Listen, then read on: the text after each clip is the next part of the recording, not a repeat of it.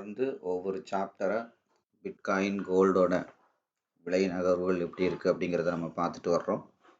கடந்த ஒரு சில வீடியோஸ்க்கு முன்னாடி கூட நம்ம ஃபண்டமெண்டல் அனாலிசிஸ் ஒரு வால்யூமை வந்து என்ன மாதிரிலாம் அனலைஸ் பண்ணுறது அப்படிங்கிறதெல்லாம் நம்ம தெளிவாக பார்த்துக்கிட்டு இருக்கோம்.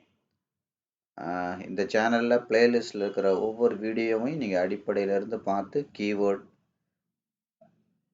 அதுக்கப்புறம் அதில் என்ன சொல்ல வர்றோம், முக்கியமான விஷயங்கள், எதை பண்ணணும் எதை பண்ணக்கூடாது, ஒரு ட்ரேடருக்கு எங்கே ட்ரேட் எடுக்கணும், இப்போ எங்கெல்லாம் ட்ரேட் எடுத்தால் அவங்களுக்கு லாஸ் வரும், அது மாதிரி ஒரு ட்ரேடோட நேச்சர் என்ன, ஒரு ட்ரேடை ஷார்ட் டேர்மில் அப்ரோச் பண்ணால் என்ன மாதிரி டிஸ்அட்வான்டேஜஸ் இருக்குது, இந்த மாதிரி நிறைய விஷயங்கள், ரொம்ப விலை மதிப்பில்லாத விஷயங்கள்லாம் சின்ன சின்ன சின்ன விஷயங்களாக நம்ம வந்து ஒவ்வொரு சாப்டர்லையும் தெளிவாக பார்த்துட்டு வர்றோம். அதனால் இந்த சேனலில் இருக்கிற ஒவ்வொரு சாப்டரையும் நீங்கள் தெளிவாக பாருங்கள், தெளிவாக புரிஞ்சு ஸோ அதன்படி நீங்கள் இதை ஒரு தொழிலை அப்ரோச் பண்ணுறதுக்கு முயற்சி பண்ணுங்கள், சரிங்களா? ஸோ அதுபோக நிறைய பேர் இந்த சேனல் வந்து ரொம்ப யூஸ்ஃபுல்லாக இருக்குது அப்படிங்கிற மாதிரி கமெண்ட் பண்ணிருக்கீங்க. ஸோ அதுக்கப்புறம் எனக்கு பர்சனலாகவே வாட்ஸ்அப்பில் மெசேஜ் பண்ணுறீங்க. உங்கள் ஒவ்வொருத்தரோட சப்போர்ட்டுக்கும் அது மாதிரி இது ரொம்ப யூஸ்ஃபுல்லாக இருக்குதுன்னு நீங்கள் சொல்லும் போதே கேட்குறதுக்கும் ரொம்ப மன நிறைவாக இருக்குது. நம்ம தொடர்ந்து பிட்காயின் கோல்டோட அடுத்த கட்ட விலை நகர்வுகள் எப்படியெல்லாம் இருக்க வாய்ப்பு இருக்குங்கிறத நம்ம தொடர்ந்து பார்த்துட்டு வரோம். ஸோ இப்போ நம்ம லாஸ்ட்டாக பார்த்தது வந்து பார்த்தீங்கன்னா இந்த மாதிரி தான் ஒரு டேயோட அல்டிமேட்டாக என்ன சார்ட்டை ரீசெட் பண்ணிவிட்டு என்ன ஹை என்ன லோ இருக்கும். ஸோ இவ்வளோ தூரம் செல்லர் கொண்டு வந்தாங்க. இப்போ என்ன நடந்துகிட்ருக்கு, இப்போ வந்து ஓவரால் பார்த்தீங்கன்னா இப்போ இந்த 50% லைனை தாண்டி ஒவ்வொரு தடவையும் 50% லைனில் தான் முக்கியமான முடிவு எடுப்பாங்க. ஸோ அதை வந்து ரொம்ப கவனமாக நீங்கள் வந்து பார்க்கணும். அங்கே தான் வந்து பார்த்தீங்கன்னா நிறைய வால்யூம் ரீட்டைலர் கையிலேருந்து பெரிய பணக்காரனுக்கும், பணக்காரன்லேருந்து ரீட்டைலருக்கும் மாறும். ஸோ அதே மாதிரி ஓவர் வேல்யூலையும் பெரிய பணக்காரங்க வாங்குவாங்க. எஃப்ஐடிஐ மாதிரி பெரிய ஓவர் வேல்யூலையும் வாங்குவாங்க. ஓவர் வேல்யூவில் வாங்குறாங்க அப்படின்னா நம்மளும் வாங்கணுன்றது கிடையாது. அவங்க லாபத்தில் ட்ரேட் பண்ணுறவங்க, நீங்கள் முதல்ல ட்ரேட் பண்ணுறவங்க, புரியுதா? அவங்க லாபத்தில் நஷ்டம் வரும், நீங்கள் போய் ஓவர் வேல்யூவில் வாங்கிட்டு இருந்தீங்கன்னா உங்கள் முதலுக்கே மோசம் வந்துடும். அதனால் அதெல்லாம் புரிஞ்சு நீங்கள் எந்த இடத்துல மார்க்கெட் அப்ரோச் பண்ணணும் அப்படிங்கிறதெல்லாம் இருக்குது. ஸோ இப்போ என்ன இருக்குது, இந்த 50%க்கு அப்புறம் ஒரு ஷெல்லிங் ப்ரெஷர் மார்க்கெட்டில் போட்டிருக்காங்க. அதாவது இந்த விக்கை தாண்டி விக்கு போக முடியல, மறுபடியும் இங்கே வந்திருக்கு. இப்போ படிப்படியாக என்ன பண்ணியிருக்காங்க, இந்த விக்கை தாண்டி பாடி கொண்டு போயிருக்காங்க. அதுக்கப்புறம் விக்கு பாடி இப்படி போக போக நம்ம என்ன பண்ணணும்னு சொன்னோம், அந்த இடத்துல போகிறதுக்கு அப்புறம் கேண்டில் அனாலிசிஸ் பண்ணணும். Current candle, previous candle, next candle, இந்த மாதிரி கேண்டில் அனாலிசிஸ் பண்ணணும். கரண்ட் கேண்டிலில் பண்ணும்போது அதோட 50% தாண்டி கீழே இருக்கான்னு பார்க்கணும். ப்ரீவியஸ் கேண்டிலோட பாடி விற்க உடைச்சிருக்கான்னு பார்க்கணும். ஸோ அதுக்கப்புறம் அல்டிமேட்டாக பேட்டர்ன் எங்கே இருக்குது, அதெல்லாம் இந்த மாதிரி விஷயங்கள்லாம் பார்க்கணும், சரியா? அப்போ இது தாண்டி இது இன்னும் போனால் எங்கே போகும், இதை தாண்டி போனால் இதுக்கப்புறம் இந்த பேஸுக்கிட்ட வந்துடும் அப்படிங்கிறத நம்ம பார்த்தோம். இன்னும் கொஞ்சம் அவுட்லைனாக பார்க்கணுன்னா இந்த 75 to 100 இந்த லாங் டேர்ம் பவுண்ட்ரிக்குள்ளே வந்துடும் அப்படிங்கிறத பார்த்தோம். ஸோ இப்போ இதை நீங்கள் அப்கிரேட் பண்ணி வரைஞ்சா கூட என்ன வரும்னா அடுத்த அப்கிரேடோட அந்த 50% லைன்லாம் இந்த பேஸை ஒட்டி தான் இருக்கும். ஸோ அதெல்லாம் நீங்கள் பொறுமையாக எடுத்து வரைஞ்சி பாருங்கள், சரியா? இப்போ இது மேலே தான் போக போகுது அப்படின்னா என்ன பண்ணக்கூடாது, லாஸ்ட்டாக என்ன பாடி விற்க வச்சதோ கரண்ட் கேண்டில் இங்கே வச்சுருக்கு, இந்த பாடியை தாண்டி விற்க தாண்டி அதிகபட்சம் கீழே வரக்கூடாது, புரியுதுங்களா? ஸோ அது வந்துச்சுன்னா என்ன நடக்கும், இது இன்னும் கீழே தான் போகிறதுக்கு வாய்ப்பு இருக்குது, கரெக்டாக? சரி, அப்போ இது இன்னும் ஃபர்தராக போகிறதுனா எது வரைக்கும் கீழே வரலாம், அப்போ இங்கேருந்து பையர் கொண்டு போன அந்த 50% வரைக்கும் அவங்க கீழே வரலாம், இந்த 50% வரைக்கும் வரலாம், இது வரைக்கும் பாடி வைக்கலாம், இது வரைக்கும் இதை தாண்டி விக்கு கூட வைக்கலாம். விக்குங்கிறது ஆப்போசிட் கலர், கீழே உள்ள விக்கு பையருக்கு சொந்தம். இதை தாண்டி அவுட் சைடாக வச்சா மட்டும்தான் என்ன நடக்கும், இது வந்து டோட்டலாக இந்த பேஸ் வரைக்கும் வர்றதுக்கு வாய்ப்பு இருக்குது. இது பேஸ் வரைக்கும் வந்துச்சுன்னா இந்த வி பேட்டர்னே என்னவா மாறும், இது 25, இது 50, இது 75, இது 100 அப்படின்னா என்ன ஆகும், இந்த செல்லர் கொண்டு வந்த அளவுக்கு பையர் கொண்டு போக முடியாமல் திரும்பி வர்றது அப்படின்னால என்ன ஆகும், இது ஃபெயில்டு பேட்டர்னாக மாறும், இல்லை ஃபெயில்டு ட்ரெண்டாக மாறும், புரியுதுங்களா? ஸோ அதனால் மார்க்கெட்டை வந்து பார்த்தீங்கன்னா நீங்கள் இன்ச் பை இன்ச்சாக கிளியர் கட்டாக ரீட் பண்ணணும். இப்போ இது மேலே தான் போகுதுன்னா அப்போ என்ன பண்ணணும், முதல்ல இந்த 50% தாண்டி கீழே வரக்கூடாது, அப்படி வந்துச்சுன்னா இந்த 50% லைனுக்கு வந்துடும், புரியுதுங்களா? இந்த வந்துடும். அப்போ இது வந்துட்டு அதிகபட்சம் இதை தாண்டி விக்கு வைக்கலாம், பாடி வச்சதுன்னா இந்த சோர்ஸுக்கே வந்துடும். சோர்ஸ்னால் அல்டிமேட்டாக பாடி விக்கு எங்கே இருக்குது, இந்த இடத்துல இருக்குது. ஸோ இந்த சோர்ஸுக்குள்ளே வந்துடும். இப்படி தான் நம்ம ஒவ்வொரு வீடியோவும் நம்ம கிளியராக பார்த்துட்டு வரோம், சரியா? ஓகே. அப்ப இன்னும் கொஞ்சம் நம்ம டவுன் கிரேட் பண்ணி வரையலாம். இப்போ ஒரு 4 ஹவர் போயிட்டு டவுன் கிரேட் பண்ணி வரைஞ்சோம்னா, இன்னும் கொஞ்சம் கிளாரிட்டி கிடைக்கும். அப்போ 4 ஹவர்ல பாருங்க இங்க இருக்கு. அப்போ இந்த இடத்துல 50% லைனும் இருக்கு. நம்ம ஏற்கனவே பார்த்துருக்கோம். 50% லைன் வந்து இந்த இடத்துல இருக்கு. புரியுதுங்களா? நம்ம ஏற்கனவே ட்ரா பண்ண கரெக்ட்டுங்களா? ஸோ இந்த 50% லைன் வந்து இந்த இடத்துல இருக்கு. அப்போ என்ன பண்றோம்? இந்த 4 ஹவருக்கும் நம்ம அகைன் இன்னும் கொஞ்சம் பவுண்டரிய டவுன் கிரேட் பண்ணி வரைகிறோம். அப்போ என்ன கிடைக்குது பாருங்க நமக்கு இந்த இடத்துல 2 50% லைன் இருக்கு. அப்போ அல்டிமேட்டா உள்ளது இந்த இடத்துல இருக்கு. ஸோ இப்போ கரண்டா பார்த்தீங்கன்னா இங்க 2, அதாவது அந்த 50% லைனே வந்து பார்த்தீங்கன்னா உங்களுக்கு ஒரு பவுண்டரியை டெவலப் பண்ணிக்கிட்டே வரும். நீங்க தனித்தனியா 25, 50, 75, 100 நீங்க வரையறத விட புரியுதுங்களா? இது எல்லாமே ஸ்ட்ராங் பவுண்டரிஸ். 50%ங்கிறது எப்பவுமே அந்த இடத்துல டிசிஷன் எடுப்பாங்க அப்படிங்கிறத நான் சொல்லியிருக்கேன். அப்ப அந்த மாதிரி 50% இதுவே பார்த்தீங்கன்னா ஒரு பவுண்டரியை ஸ்ட்ராங்கா டெவலப் பண்ணிட்டே வரும். அந்த இடத்துல எல்லாம் மார்க்கெட் வந்து நல்லாவே ரியாக்ட் பண்ணும். புரியுதுங்களா? ஸோ அதெல்லாம் முக்கியமான விஷயங்கள். அப்ப என்ன பண்ணணும்? இந்த இடத்துல மார்க்கெட்டோட ஃபோர்ஸ் இப்போ வந்துட்டு இருக்க மார்க்கெட் என்ன பண்ண வேண்டியிருக்கு? இந்த இடம் வர்ற வரைக்கும் வர்றதுக்கு வாய்ப்பு இருக்கு. அது மாதிரி ஏற்கனவே பாருங்க அதிகபட்சம் பையர் கொண்டு போன பாடி இந்த இடத்துல இருக்கு. அதுக்கப்புறம் விக்கு அதே இடத்துல தான் இருக்கு. கிட்டத்தட்ட சேம் அந்த இடத்துல தான் இருக்கு. இப்ப என்ன என்ன பண்ணாங்க பாருங்க. ஃபோர்ஸா இதை பிரேக் பண்ணி போற மாதிரி காமிச்சாங்க. ஆனா என்ன பண்ணணும்? இது போறதுன்னா அடுத்து இதை தாண்டி பாடி போகணும். அதை தாண்டி விக்கு போகணும். பாடி போகணும். இப்படி போனா மட்டும்தான் அந்த லோவை உடைக்காம மேலே போயிட்டே இருக்கணும். ஹையர் ஹை வச்சு போயிட்டே இருந்தா மட்டும்தான் போக முடியும். அப்படி இல்லைன்னா என்ன நடக்கும்? மறுபடியும் மார்க்கெட் திரும்பிடும். அப்ப திரும்ப தான் போகுதுன்றதை எப்படி கண்டுபிடிக்கலாம்? Current candle analysis. இப்போ இந்த கேண்டில் இருக்கையில இந்த கேண்டிலோட 50% தாண்டி வெளியில இன்னொரு red colour candle inside close வச்சது அப்படின்னா மார்க்கெட் என்ன ஆகும்? கீழே வந்துடும். அதுபோக ப்ரீவியஸாக பையர் எந்த இடத்துக்கு கொண்டு போயிருக்காங்க பேட்டர்ன், அந்த பேட்டர்னை பிரேக் பண்ணி மார்க்கெட் வந்து பார்த்தீங்கன்னா ஒரு கேண்டில் ரெட் கலர் கேண்டில் வச்சது அப்படின்னா ரெட்டுக்கு அவுட் சைட் கேண்டில் புரியுதுங்களா? ஸோ வச்சது அப்படின்னா என்ன நடக்கும்? மார்க்கெட் வந்து கம்ப்ளீட்டாக இதோட 25%, அதாவது இந்த சோர்ஸ் எந்த இடத்துல இருந்து பையர் கொண்டு போயிருக்காங்களோ அதோட 50% வர்றதுக்கு வாய்ப்பு இருக்கு. அப்போ அதோட 50% இந்த இடத்துல இருக்கு. அப்போ அந்த இடத்துக்கு வர்றதுக்கு வாய்ப்பு இருக்கு. சரியா? அப்போ இன்னும் டவுன் கிரேட் பண்ணி வரைகிறோம். அப்போ இன்னும் டவுன் கிரேட் பண்ணி வரைஞ்சோன்னா என்ன இருக்கும்? 1 ஹவர் இருக்கும். ஸோ இப்போ 1 ஹவரை நம்ம ரீசெட் பண்ணும்போது ஆட்டோமேட்டிக்காக கவனிங்க. இப்போ இந்த இடம் இந்த இடத்துல இருந்து இப்போ 1 ஹவரை ரீசெட் பண்ணோம்னா இப்போ 1 ஹவரோட அந்த 50% வந்துருச்சு. இன்னும் கொஞ்சம் இதெல்லாம் கொஞ்சம் சுருக்கி பார்த்து பக்கத்தில் இருக்கிற கிளியர் கட்டான ஒரு பேட்டர்னோட எட்ஜில் நீங்கள் கிளியராக வைக்கணும். வச்சிங்கன்னா என்ன நடக்குது? நம்ம கிளியர் கட்டாக 1 ஹவரை பொறுத்த வரைக்கும் மார்க்கெட் இந்த இடத்துக்கு வந்துருச்சு. இப்போ கிளியராக தெரியுதா உங்களுக்கு? ரெண்டையும் நான் எடுத்து விட்டுறேன். இது பவுண்டரிக்காக நம்ம வரைஞ்ச லைன்ஸ். இப்போ பாருங்க மார்க்கெட் வந்து இன்னும் கிளியர் கட்டான இன்னொரு ரொம்ப ஷார்ட்டான ஒரு பவுண்டரி கிடைச்சிருச்சு. அப்போ என்ன ஆகும்? முதல்ல இந்த இடத்துல இருந்து இந்த இடம் இவ்வளோ தூரம் இருந்த இது இப்போ என்ன பண்ணியிருக்கு? ஒரு பவுண்டரியை கட் பண்ணியிருக்கு. அப்போ இவ்வளோதான் இதோட இதோட அந்த பவுண்டரி. இதை உடைச்சா மட்டும்தான் இங்கே வர முடியும். இப்போ நீங்கள் ஒவ்வொன்றா பார்த்தீங்கன்னா இப்போ கிளியர் கட்டாக தெரியும். அடுக்கடுக்காக தெரியும். தெரியுதா? இதை உடைச்சா தான் இங்கே வர முடியும். இதை உடைச்சா தான் இங்கே வர முடியும். தெரியுதுங்களா? இதனால தான் நீங்கள் மார்க்கெட்டை வந்து அப்கிரேட் பண்ணி டவுன்கிரேட் பண்ணி பார்க்கணும் அப்படிங்கிறது ரொம்ப ரொம்ப முக்கியம் அப்படின்னு நான் சொன்னது. சும்மா நம்ம வெறுமனே ஒரு 5 நிமிஷத்தை மட்டுமே எடுத்து வச்சுக்கிட்டு மார்க்கெட் இப்படி தான் இருக்கும் அப்படி தான் இருக்கும் அப்படிங்கிற முடிவுக்கெல்லாம் வரக்கூடாது. நமக்கு தான் 5 நிமிஷம் 10 நிமிஷம் 1 ஹவர் 4 ஹவர்லாம் மார்க்கெட் வந்து அதோட ப்ரைஸை தான் ஃபாலோ பண்ணும். மார்க்கெட் வந்து ப்ரைஸ் தான் பவுண்ட்ரி, ப்ரைஸ் தான் வால்யூம் அட்ராக்ட் பண்ணும். நம்மளோட சௌரியத்துக்காக அது இப்போ 5 மினிட்ஸில் எந்த இடத்துல இருக்குது, 15ல் என்ன இருக்குது, என்ன மாதிரி பேட்டர்ன் போட்டிருக்கு, என்ன மாதிரி கேண்டில், இப்படிலாம் நீங்கள் உட்காந்து நம்மளோட சௌரியத்துக்காக அதெல்லாம் படிக்கிறீங்க. அதெல்லாம் தேவையே இல்லை. அதனால தான் சொல்கிறேன், டெக்னிக்கலுங்கிறது வெறும் 10 மார்க் கொஷின்ஸா, அவ்வளவு தேவையில்லை. நீங்கள் உட்காந்து நிதானமாக அதோட ப்ரைஸோட நகர்வுகளை நீங்கள் படித்தாலே போதும். மார்க்கெட்டை பற்றி என்ன பண்ணிக்கலாம்? அதோட ப்ரைஸ் நகர்வுகளை படித்தாலே ஒரு ட்ரேடை எப்படி எடுக்கலான்றதை தெரிஞ்சுக்கலாம். நான் ஏற்கனவே சொல்ற மாதிரி ட்ரேடை எடுத்ததுக்கு அப்புறம் தான் 80% வேலைகள் இருக்கு. அது ரொம்ப ரொம்ப முக்கியம். புரியுங்களா? ஸோ அதனால போயிட்டு நீங்க டெக்னிக்கலா நிறைய விஷயங்கள் படிக்கணும்னு ஒரு கட்டாயம் கிடையாது. புரியுதுங்களா? டெக்னிக்கல் அனாலிசிஸ் எல்லாம் ரொம்ப தேவையில்லை. அடுத்து ப்ரைஸோட நகர்வுகள் எப்படி இருக்கு அப்படிங்கிறது உங்களுக்கு தெரிஞ்சாலே போதுமானது. அதுக்கப்புறம் ஃபண்டமெண்டல் அனாலிசிஸ் அது ஒரு 10%. அப்போ 20% ட்ரேட் எடுக்கிறதுக்கு முன்னாடியும் ட்ரேட் எடுத்ததுக்கு அப்புறம் அதை நெகட்டிவ்ல போகும்போது என்ன மாதிரி மெக்கானிசம் பண்ணணும், ஸோ அடுத்தடுத்த விஷயங்கள் நீங்க என்னென்னலாம் பண்ணணும், உங்களோட சைக்காலஜிக்கல் ஃபிட்னஸ், இந்த மாதிரி விஷயங்கள்ல தான் சக்ஸஸே இருக்கு. ஒரு தொழிலோட ரகசியமே, ஒரு தொழிலோட உண்மையான ஸ்கில்லே அந்த இடத்துல தான் இருக்கு. இதெல்லாம் நீங்க வந்து தெளிவா ஈஸியா அண்டர்ஸ்டாண்ட் பண்ணிக்கணும். சரியா? ஓகே. அப்ப என்ன பண்ணணும்? இதை தாண்டி இப்ப கீழே தான் வருது அப்படின்னா என்ன பண்ணணும்? இப்ப முதல்ல என்ன பண்ணணும்? இதை தாண்டி முதல்ல அவுட் சைட் வைக்கணும். அப்ப என்ன பண்ணக்கூடாது, எங்கேருந்து இப்போ செல்லர் கொண்டு வந்துட்டு இருக்காங்களோ அதோட 50% தாண்டி போகக்கூடாது. அது ரொம்ப ரொம்ப முக்கியம். இப்போ இங்கேருந்து செல்லர் கொண்டு வந்துட்டு இருக்காங்க, இங்கேருந்து கொண்டு வந்துட்டு இருக்காங்க. இப்போ இது திரும்பி போனால் இந்த 50% வரைக்கும் போயிட்டு அது என்ன அர்த்தம்?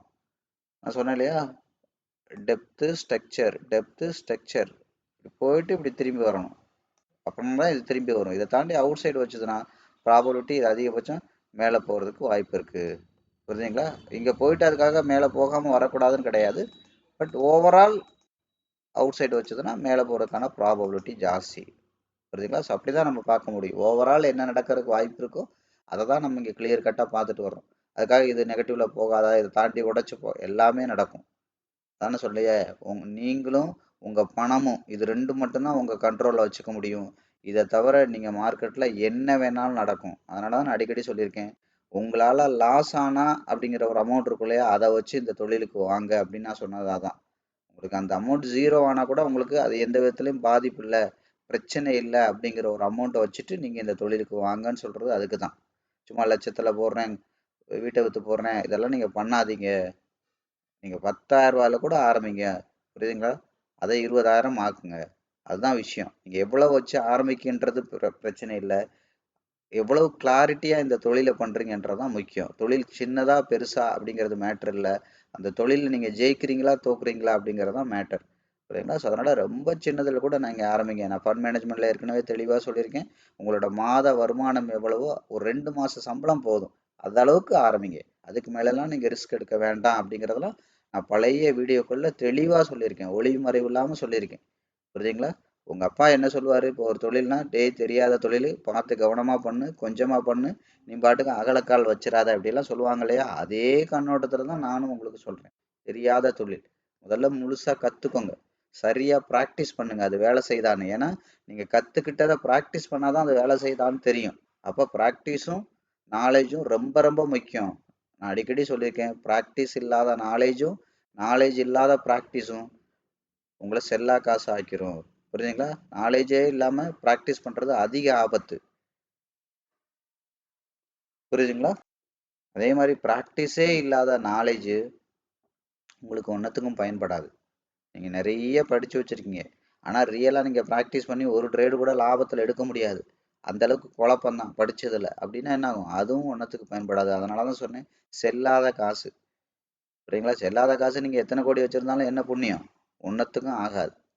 புரியுதுங்களா? ஸோ அதனால தான் நீங்கள் இதெல்லாம் கிளியர் கட்டாக புரிஞ்சுக்கோங்க. ஒவ்வொரு இடத்துலையும் நான் என்ன சொல்கிறேன் அப்படிங்கிறத நீங்கள் கிளியராக அண்டர்ஸ்டாண்ட் பண்ணிக்கோங்க. அப்போ என்ன பண்ணணும், இது கீழே வர்றதுனா இதை தாண்டி அவுட் சைட் கேண்டில் வைக்கணும், இதை தாண்டி மேலே அவுட் சைட் கேண்டில் வைக்கக்கூடாது. கீழே செல்ல ஒரு outside candle, red colour candle வைக்கணும், மேலே ஒரு க்ரீனுக்கான அவுட் சைட் கேண்டில் வைக்கக்கூடாது. புரியுதுங்களா? சப்பமானால் மட்டும்தான் இது என்ன ஆகும், இது ஃபர்தராக அடுத்தடுத்து கீழே வர்றதுக்கான வாய்ப்புகள் இருக்குது. சரியா? இந்த மாதிரி பவுண்ட்ரி எல்லாம் பார்த்தீங்கன்னா உங்களுக்கு கிளியர் கட்டாக டெவலப் ஆகும். அதுக்கப்புறம் இன்னும் டவுன் கிரேட் பண்ணி போகிறோம் அப்படின்னா எங்கே போவோம், ஆட்டோமேட்டிக்காக 15 மினிட்ஸ் போவோம். அப்போ 15 மினிட்ஸில் கவனிங்க. அப்போ 15 மினிட்ஸில் சார்ட்டை ரீசெட் பண்ணால் என்ன இருக்குது, அதிகபட்சம் இங்கேருந்து இங்கே வரைக்கும் வந்திருக்காங்க. கிட்டத்தட்ட நம்ம ஏற்கனவே ட்ராப் பண்ண அதே தான், அதே விஷயங்கள் தான் இங்கே இருக்குது. கவனிச்சிங்கன்னா தெரியும், கிட்டத்தட்ட சேம் பவுண்ட்ரி தான். ஸோ அதை வந்து நம்ம ரிப்பீட்டடாக வரைய வேண்டாம். சரியா? அப்போ என்ன பண்ணணும், மறுபடியும் மார்க்கெட் வந்து இதை தாண்டி இந்த இடத்துல பார்த்தீங்கன்னா உங்களுக்கு கிளாரிட்டியாக தெரியும். இந்த இடத்துல பாருங்கள், அதிகபட்சம் லாஸ்ட்டாக பாடி வந்த இடம், பிக்கு வந்த இடம் இது, பாடி வந்த இடம் இது. இப்போ என்ன நடந்துட்டு இருக்கு மார்க்கெட்டில், இதை தாண்டி விக்கு இப்போ வரைக்கும் வரல, இந்த விக்கை தாண்டி இப்போ வரைக்கும் வரல, இப்போ விக்கை தாண்டி பாடி வந்துட்டு இருக்கு. புரியுதுங்களா? இப்போ முதல்ல விக்கை தாண்டி விக்கு வரும், அது ஒரு சிம்டம்ஸு. அதுக்கப்புறம் விக்கை தாண்டி பாடி வர ட்ரை பண்ணும், அதுதான் சிம்டம்ஸ். இந்த மாதிரி ஸ்மூத்தாக வரணும். முதல்ல விக்கை தாண்டி விக்கு வரணும், அப்படின்னாலே மார்க்கெட்டில் ஃபோர்ஸ் இல்லைன்னு அர்த்தம், விக்கையே தாண்ட முடியல அப்படின்னு அர்த்தம். அப்போ என்ன நடக்குது, அப்போ பாடி வந்து மெதுவாக இப்படி நகட்டி நகட்டி கொண்டு வர்றாங்க. அப்போ என்ன நடக்கணும், கன்சிஸ்டண்ட்டாக முதல்ல இதை தாண்டி விக்கை தாண்டி விக்கு போகணும். அப்படின்னா மட்டும்தான் பாடி போகிறதுக்கான ப்ராபபிலிட்டி இருக்குது. அப்போ என்ன பாருங்கள், இந்த ஏரியாவுக்குள்ளே விக்கு மட்டும்தான் வந்திருக்கு, 1 2 3 4 தடவை விக்கு மட்டும்தான் வந்திருக்கு. இப்போ இதை தாண்டி ப்ரீவியஸாக பாருங்கள், இப்போ இதை தாண்டி அல்டிமேட்டாக பையர் கொண்டு போனது இங்கே இருக்குது. இந்த இடத்துல பாடி விக்கை தாண்டி மேலே போயிட்டாங்கன்னா இந்த மார்க்கெட் வந்து இந்த பேஸுக்கே வந்துடும். பேஸ்னால் எங்கே இருக்குது, இதோட 50% மேலே எங்கே இருக்குது, இந்த 50%, அதுக்கு மேலே எங்கே இருக்குது பேஸு, அந்த பேஸுக்கே வந்து அகெயின் வந்துடும். புரியுதுங்களா? ஸோ இதெல்லாம் நீங்கள் கிளியர் கட்டாக கொஞ்சம் கொஞ்சமாக ரீட் பண்ணணும். ஸோ அதே மாதிரி இந்த இடத்துல பாருங்கள், உங்களுக்கு ஒரு வி பேட்டர்ன் போட்டிருக்கு. இது 25, 50, 75, 100 போக முடியாம வந்திருக்கு. அப்ப என்ன ஆகும்? இது போக முடியாம வருதுன்னா ஃபெயில்டு பேட்டர்னா மாறும். என்ன ஆகும்? புரியுதுங்களா? அப்ப இதுக்கு பேரு ஃபெயில்டு பேட்டர்ன். ஃபெயில்டு பேட்டர்னா மாறுதா? அதிகபட்சம் ஃபெயில்டு பேட்டர்ன் என்ன பண்ணும்? இந்த தலையை உடைச்சு புதுசா தலை வச்சிரும். வச்சிருக்கா? ஃபெயில்டு பேட்டர்னா மாறும். அடுத்து இது ஓவரால் இது எடுங்க. அப்ப இதோட 25, இதோட 50, இதோட 75, இதோட 100 இது போக முடியாம திரும்பி வருது. அப்ப என்ன ஆகும்? இந்த லோ உடைச்சு புதுசா லோ வைக்கும். அகைன் ட்ரை பண்ணிருக்காங்க. புரியுங்களா? இந்த ஓவராலோட அகைன் 25 கூட போக முடியல. அப்ப என்ன ஆகும்? அக்ரெசிவா கீழே வரும். இப்படிதான் நீங்க மார்க்கெட் வந்து இன்ச் பை இன்ச்சா ரீட் பண்ணணும். தனித்தனியா கேண்டில ரீட் பண்ணணும், பேட்டர்னை ரீட் பண்ணணும், ட்ரெண்டை ரீட் பண்ணணும், பவுண்டரியை ரீட் பண்ணணும். மாதிரி ஒவ்வொரு விஷயங்களும் ரொம்ப ரொம்ப முக்கியம். அடிக்கடி சொல்றதான் நான் திரும்ப திரும்ப சொல்றேன். மார்க்கெட்டுங்கிறது ஒரு ஐசியூல இருக்கிற பேஷண்ட் மாதிரி. ரொம்ப மைனூட்டா நீங்க வாட்ச் பண்ணணும். அப்பனா மட்டும்தான் உங்களை நீங்க ஈஸியா மார்க்கெட் வந்து அண்டர்ஸ்டாண்ட் பண்ணிக்க முடியும். அப்ப என்ன நடந்திருக்கு கடைசி வரைக்கும்? இந்த ஏரியாவில் இந்த பாடி வீக்கை தாண்டி வீக் போடவே முடியல. வெறுமனே சும்மா பாடி மட்டும் போட்டுட்டு வருது. கரெக்டுங்களா? இதெல்லாம் நீங்க வந்து கிளியரா அண்டர்ஸ்டாண்ட் பண்ணிக்கணும். சரியா? அப்போ என்ன பண்ணியிருக்கோம்? 50 மினிட்ஸ்ல இப்போ டவுன் கிரேட் பண்ணி வரைஞ்சிருக்கோம். அப்போ என்ன ஆயிருக்கு? இந்த 50% இப்போ மார்க்கெட் ட்ரை பண்ணணும். அப்போ இது மேலே தான் போகுது அப்படின்னா என்ன பண்ணணும்? முதல்ல இன்னும் டவுன் கிரேட் பண்ணி வரையலாம். இப்போ மேலே தான் போகுதுன்னா இப்போ அடுத்து என்ன பண்ணணும்? 15 மினிட்ஸ்க்கு அப்புறம் என்ன இருக்குது? டவுன் கிரேட் பண்ணி வரைக்கு 5 மினிட்ஸ் இருக்குது. 5 மினிட்ஸில் அதிகபட்சம் ஹை இங்கே இருக்குது, அதிகபட்சம் லோ இருக்குது. அப்போ முதல்ல என்ன பண்ணணும்? மார்க்கெட்டை வந்து இதை உடைச்சாதான் இதுக்கு மேலே உள்ள அந்த 15%ஓட 50%க்கு போக முடியும். இப்படிதான் நம்ம பாருங்க மார்க்கெட் வந்து கொஞ்சம் கொஞ்சமா இன்ச் பை இன்ச்சா டவுன் கிரேட் பண்றோம். இப்பதான் பாருங்க ஒரு அவுட் சைட் கேண்டில் ஸ்ட்ராங்கா போடுது. நீங்க எப்பவுமே அதான் சொன்னேன் இங்க இந்த இடத்துல ஒரு சப்போர்ட் இருக்குன்னு நீங்க நினைப்பீங்க பாத்தீங்களா? அந்த இடத்துல தான் மார்க்கெட் வந்து அக்ரெசிவா கண்ட்ரோல் ஆஃப் இயருக்கு போகும். நீங்க நல்லா தெரிஞ்சுக்கோங்க. ஒரு இடத்துல சப்போர்ட் இருக்கு அப்படின்னா என்ன அர்த்தம்? அந்த சப்போர்ட்டுக்கு முன்னாடி இந்த இடத்துல சப்போர்ட் இருக்கு சப்போர்ட் இருக்குன்னு நிறைய பேரு ரீட்டைலர் வந்து இவங்க அதிகபட்சம் வாங்கின விலைக்கு உள்ள என்னது உங்ககிட்ட இருந்து அதிக விலைக்கு வாங்கினதை அவன் என்ன பண்றான்? மறுபடியும் உங்ககிட்டயே குறைச்ச விலைக்கு விற்கிறான். புரியுங்களா? அதுக்கு ஆப்போசிட். அவன் அதிக விலைக்கு உங்ககிட்ட ஏற்கனவே குறைச்ச விலைக்கு வாங்கினதை அதிக விலைக்கு விற்கிற இடம் தான் ரெசிஸ்டன்ஸ். இதெல்லாம் புரிஞ்சுக்கோங்க தயவு செய்து. அதே மாதிரி உங்ககிட்டயே அதிக விலைக்கு நீங்க வாங்குனீங்க பாத்தீங்களா? அவன் குறைச்ச விலைக்கு வாங்கினதை அதிக விலைக்கு விற்கும் போது நீங்க வாங்குனீங்க பாத்தீங்களா? அதே இதை திரும்ப உங்ககிட்டயே புரியுதுங்களா? உங்ககிட்ட அதிக விலைக்கு அவன் வித்ததை உங்ககிட்டயே மறுபடியும் குறைச்ச விலைக்கு பறிக்கிற இடம். புரியுதுங்களா? அதை புடுங்குற இடம் தான் வந்து பாத்தீங்கன்னா சப்போர்ட். இதெல்லாம் தெளிவா தெரிஞ்சுக்கோங்க. சப்போர்ட் இருக்கு அந்த இடத்துல மார்க்கெட் மேல போகும்னா போகும். போகாதெல்லாம் நான் சொல்ல விரும்பல. 10க்கு 3 தடவை போகும். அவ்வளவுதான். 10க்கு 7 தடவை உங்களை என்ன ஆகும்? கண்ட்ரோல் ஆஃப் ஃபியருக்கு ஆகி பயம் காட்டி. ஏன்னா இவங்க இங்க அக்குமுலேஷன் ஆரம்பிச்சிருக்கான் அப்படின்னா நான் அதெல்லாம் பழைய வீடியோல தெளிவா சொல்லியிருக்கேன். அக்குமுலேஷன் ஆரம்பிக்கிறான்னா அவன் சாக்கை நிறைக்கிறதுக்காக மறுபடியும் மார்க்கெட்டை டம்முன்னு போட்டு அதுக்கப்புறம் அங்க இருந்தா மார்க்கெட்டை தூக்குவான். புரியுதுங்களா? ஸோ இதான் மார்க்கெட்ல நடக்கிற விஷயங்கள். இன்னும் எத்தனை வருஷம் ஆனாலும் இதுதான் நடக்கும். இதைத்தான் மாத்தி மாத்தி மாத்தி நடக்கும். புரியுதுங்களா? நான் அடிக்கடி சொல்றதுதான். இப்ப நீங்க கோவாக்கு போறீங்க, அங்க கேசினோ சூதாட்ட கிளப் இருக்கு. இப்ப கேசினோ நீங்க எல்லாம் பார்த்திருப்பீங்க. ராயல் கேசினோ, கேசினோ பிரைடு இப்படி எல்லாம் கடற்கரையில நிறைய வச்சிருப்பாங்க. So அதெல்லாம் வந்து பாத்தீங்கன்னா கிட்டத்தட்ட 100 கோடி 200 கோடின்னு முதலீடு போட்டு ஒரு ஒரு ஒரு ஒரு என்ன சொல்றது பணக்காரங்களால ஆரம்பிக்கிறது. உங்களுக்கு வேணா அது சூதாட்டமா இருக்கலாம், உங்களுக்கு வேணா அது விளையாட்டா இருக்கலாம். ஆனா அதை நம்பி 100 கோடி போட்டவருக்கு வந்து பாத்தீங்கன்னா அது விளையாட்டு கிடையாது, அவருக்கு அது தொழில். நல்லா தெரிஞ்சுக்கோங்க. அப்ப அவர் என்ன பண்ணுவாரு? இன்னைக்கு ஒரு 10 லட்ச ரூபா வருமானம் வருதுன்னா ஒரு 2 லட்சம் 3 லட்சம் அவருக்கு டிஃபால்ட்டா பணம் போற மாதிரி தான் அந்த கேமிங் வந்து டெவலப் பண்ணி வச்சிருப்பாங்க. என்னதான் நீங்க எவ்வளவுதான் திறமையா விளையாண்டாலும் ஒரு என்ன சொல்றது ஒரு 30% பணம் அவருக்கு போகும். ஏன்னா அவர் 100 கோடி ரூபாய் பணம் போட்டிருக்காரு. அதுக்கு லாபம் வேணும். அதுக்கப்புறம் சம்பளம் கொடுக்கணும், வாடகை கொடுக்கணும், கவர்மெண்ட்டுக்கான டாக்ஸ் பே பண்ணணும். இவ்வளவு இருக்கு. அவரை பொறுத்த வரைக்கும் தொழில். ஆனா நம்ம என்ன பண்ணுவோம்? கோவாக்கு என்னைக்கோ ஒரு நாளைக்கு போயிட்டு ஒரு 1000 ரூபாய்க்கு விளையாடுவோம், ஒரு 2000 ரூபாய்க்கு விளையாடுவோம்னு விளையாடுறது. அப்படித்தானே சொல்றீங்க? ஸ்டாக் மார்க்கெட்டை நிறைய பேர் விளையாடுறேன்னு. உங்களுக்கு தான் அது விளையாட்டு. சீரியஸா பண்றவங்களுக்கு அது தொழில். அப்ப என்ன நடக்கும்? அப்ப விளையாடும் போது என்ன நடக்கும்? ஒரு 1000 ரூபாய் விளையாடுறவனுக்கு 5000 கிடைக்கும். 5000 வச்சு விளையாடுறவனுக்கு ஒண்ணும் இல்லாமலும் ஓட்டாண்டியா திரும்பி வருவான். அவங்கள பொறுத்த வரைக்கும் என்ன? யாருக்கு எவ்வளவு போகுதுங்கிறத அவங்க தீர்மானிக்க மாட்டாங்க. ஆனா எவ்வளவு உள்ள வந்தாலும் அதுல 30% நம்மளுக்கு வந்துடணுங்கிறது அவங்களுக்கு டிஃபால்ட்டான உள்ள விஷயங்கள். அதை தெளிவா புரிஞ்சுக்கோங்க. அதே மாதிரி ஒரு கிரவுண்ட் ஒர்க் உள்ள ஒரு விஷயம் தான், ஒரு தொழில் தான் ஸ்டாக் மார்க்கெட். அதனாலதான் ஸ்டாக் மார்க்கெட் சூதாட்டமா அப்படின்னு கேட்டா நான் 100% ஆமான்னு சொல்லுவேன். ஏன்னா நீங்க எதை எப்படி அதை அப்ரோச் பண்றீங்களோ அதை பொறுத்து தான் அது ஆன்சர். 100% உண்மைதான். உண்மை இல்லைன்னு நான் சொல்லலை. புரியுதுங்களா? இது எதுக்காக சொல்ல வர்றேன்? ஒரு பிரேக் அவுட்டை உடச்சு சப்போர்ட் இருந்துச்சுன்னா அந்த இடத்துல மார்க்கெட் மேலே போகுமா? 100% போகும். ஆனால் எல்லா டைமும் போகாது. அங்கே தான் விஷயம் இருக்கு. புரியுதுங்களா? எல்லா டைமும் போகுன்ற மாதிரி நீங்க படிச்சு வச்சிருக்கீங்க. ஆனா எல்லா டைமும் போறது இல்லையே. அதே மாதிரி ஸ்டாப் லாஸ் போட்டா நல்லது. ஸ்ட்ரிக்ட்லி ஸ்டாப் லாஸ் போடுங்கன்றாங்க. அப்ப ஸ்டாப் லாஸ் நீங்க கடந்த 10 வருஷமா 5 வருஷமா ட்ரேடுக்கு வந்த நாள்ல இருந்து போட்டுட்டு தானே இருக்கீங்க. லாபம் வரலையே. அப்ப அந்த விஷயம் உங்களுக்கு ஒரு விதத்துல பயன்படாத விஷயத்த பண்ணி என்ன யூஸ்? அதே மாதிரிதான் சப்போர்ட். இந்த மாதிரி நிறைய விஷயங்கள் இருக்கு. இது எல்லாமே பாதி உண்மை. அதை தெளிவா தெரிஞ்சுக்கோங்க. ஒரு ஸ்டாப் லாஸ் வச்சு வைக்கணும்ன்றது ட்ரேட்ல பாதி உண்மை. ஆனா வச்சா லாபம் வராது. மார்க்கெட் ஓவர் வேல்யூல வாங்கக்கூடாது. உங்களை மேலே போகையில போகையில தான் வாங்க சொல்லுவாங்க. மேலே பிரேக் அவுட் ஆகும்போது தான் வாங்க சொல்லுவாங்க. கீழே பிரேக் அவுட் ஆனால் விற்க சொல்லுவாங்க. ஆனா அது எல்லாமே பாதி உண்மை. முழுசா உண்மை கிடையாது. பணக்காரனுக்கு தகுந்த மாதிரி உங்களை ரெடி பண்ணி வைக்கிறதுக்கான உண்மை அளவுக்கு மட்டும்தான். ஆனா உண்மையிலேயே அது பண்ணாதான் லாபம் வருமானா வராது. அதான் விஷயம். அதே மாதிரியான ஒரு விஷயங்கள் தான் சப்போர்ட். புரியுதுங்களா? அப்ப எப்படி ஒரு கேஷினோ சிஸ்டம் இருக்கோ அதே மாதிரி ஒரு சிஸ்டம் தான் ஸ்டாக் மார்க்கெட். அப்ப நீங்க என்ன என்ன பண்றீங்க? இதை நீங்க சீரியஸான பிசினஸா பண்ணீங்கன்னா உங்களுக்கு பிசினஸ் சும்மா போட்டா 1000 ரூபாய் போட்டா 2000 கிடைக்கும். போனா 1000 ரூபாய் தானே வந்தா 10,000 அப்படின்னு நினைச்சிட்டு சும்மா ஒரு சூதாட்டம் மாதிரி ஒரு லாட்டரி சீட் மாதிரி இதை நீங்க அப்ரோச் பண்ணீங்கன்னா இது உங்களை பொறுத்த வரைக்கும் 100% சூதாட்டம். புரியுதுங்களா? நீங்க என்ன மாதிரி இதை சூஸ் பண்றீங்களோ அது மாதிரிதான் உங்களுக்கு அது ரியாக்ட் பண்ணும். தொழில் அப்படித்தானே, நான் அடிக்கடி சொல்றதுதான். நீங்க என்ன மாதிரி ஒரு தொழிலை அப்ரோச் பண்றீங்களோ அதோட பலன் அதுக்கு தகுந்த மாதிரி தான் உங்களுக்கு அது ரியாக்ட் பண்ணும். அதனால ரொம்ப கவனமா இருக்கணும். இது வந்து முழுக்க முழுக்க இது ஒரு தொழில். புரிஞ்சுங்களா? சும்மா ஒரு சப்போர்ட் வந்துச்சுன்னா மார்க்கெட் இங்க போகும் அங்க போகும் அப்படிங்கறதெல்லாம் எந்த கட்டாயமும் கிடையாது. புரியுதுங்களா? 10க்கு 7 தடவை சப்போர்ட்டை உடைச்சு கண்ட்ரோல் ஆஃப் ஃபியர்ல தான் மார்க்கெட் வரும். அதான் நான் அடிக்கடி சொல்றதானே, பச்சையா தானே சொல்றேன். உங்களுக்கே இங்கனக்குள்ள சப்போர்ட் இருக்குன்னு தெரிஞ்சா பெரிய பணக்காரனுக்கு தெரியாம இருக்குமா?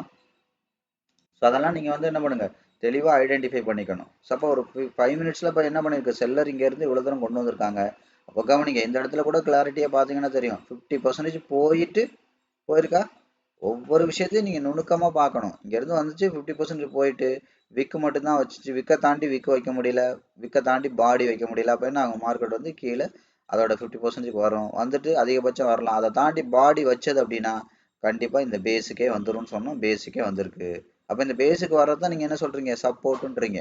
ஒவ்வொரு தடவையும் அதை சப்போர்ட்லேயே மார்க்கெட் வேலை செய்யாது. இப்போ பாருங்கள், இப்போ இந்த இடத்துல இருக்குது பாடி விக்கு, இதெல்லாம் கவனிங்க. பாடி விக்கு இருக்குது, போயிருக்கு, திரும்பி வந்திருக்கு சப்போர்ட்டுக்கு, போயிருக்கு. ஆனால் முதல் தடவை இதெல்லாம் ரீட் பண்ணணும். முதல் தடவை எவ்வளோ தூரம் போச்சோ ரெண்டாவது தடவை அவ்வளோ தூரம் போக முடியலை, பாடி விக்கு போக முடியலை.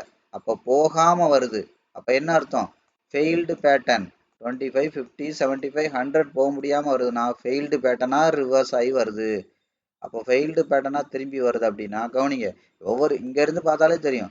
இதோட 50 தான் போயிருக்கு, தெரியுதா? கரெக்டாக இங்கே இருக்குது 50 போயிருக்கு. அதுக்கப்புறம் ரெண்டாவது தடவை புரியுங்களா, அந்த 50 லைன் போக முடியல.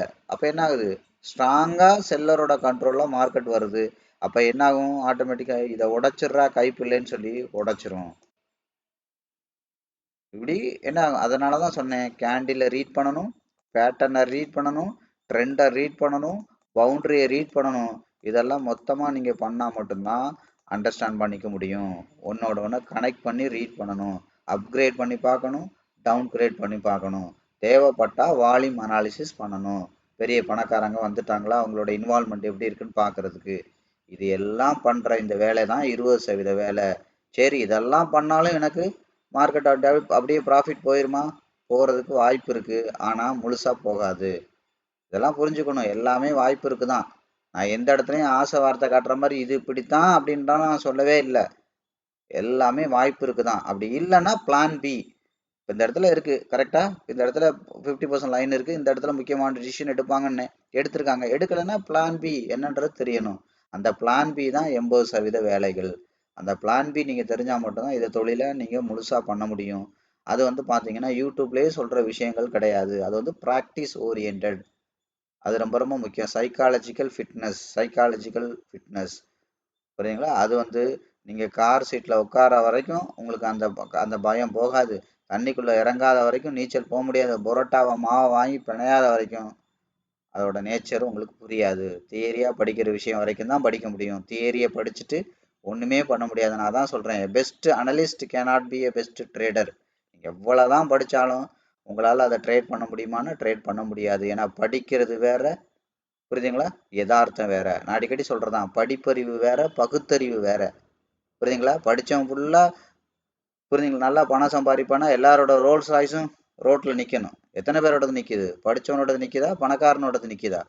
பகுத்தறிவு. பகுத்தறிவுங்கிறது என்ன? ஒரு தொழில்ல ஒரு ஜெயிச்சவன் எப்படி பண்றான், அந்த தொழில என்னெல்லாம் அவன் பண்றான், என்ன மாதிரி அவன் பணத்தை நிர்வாகம் பண்றான், என்ன மாதிரியான ஒரு மனநிலையோட வர்றான், அவங்கிட்ட பயம் எப்படி இருக்கு, நமக்கு இறங்குற மாதிரி தானே அவனுக்கும் இறங்கும், அதை பார்த்து அவன் பயப்படுறானா, நமக்கு ஏறுற மாதிரி தானே மார்க்கெட் மேல மேல போகும், அதை பார்த்து அவன் ஆசை, இந்த மாதிரி பகுத்தறிய தெரியணும்.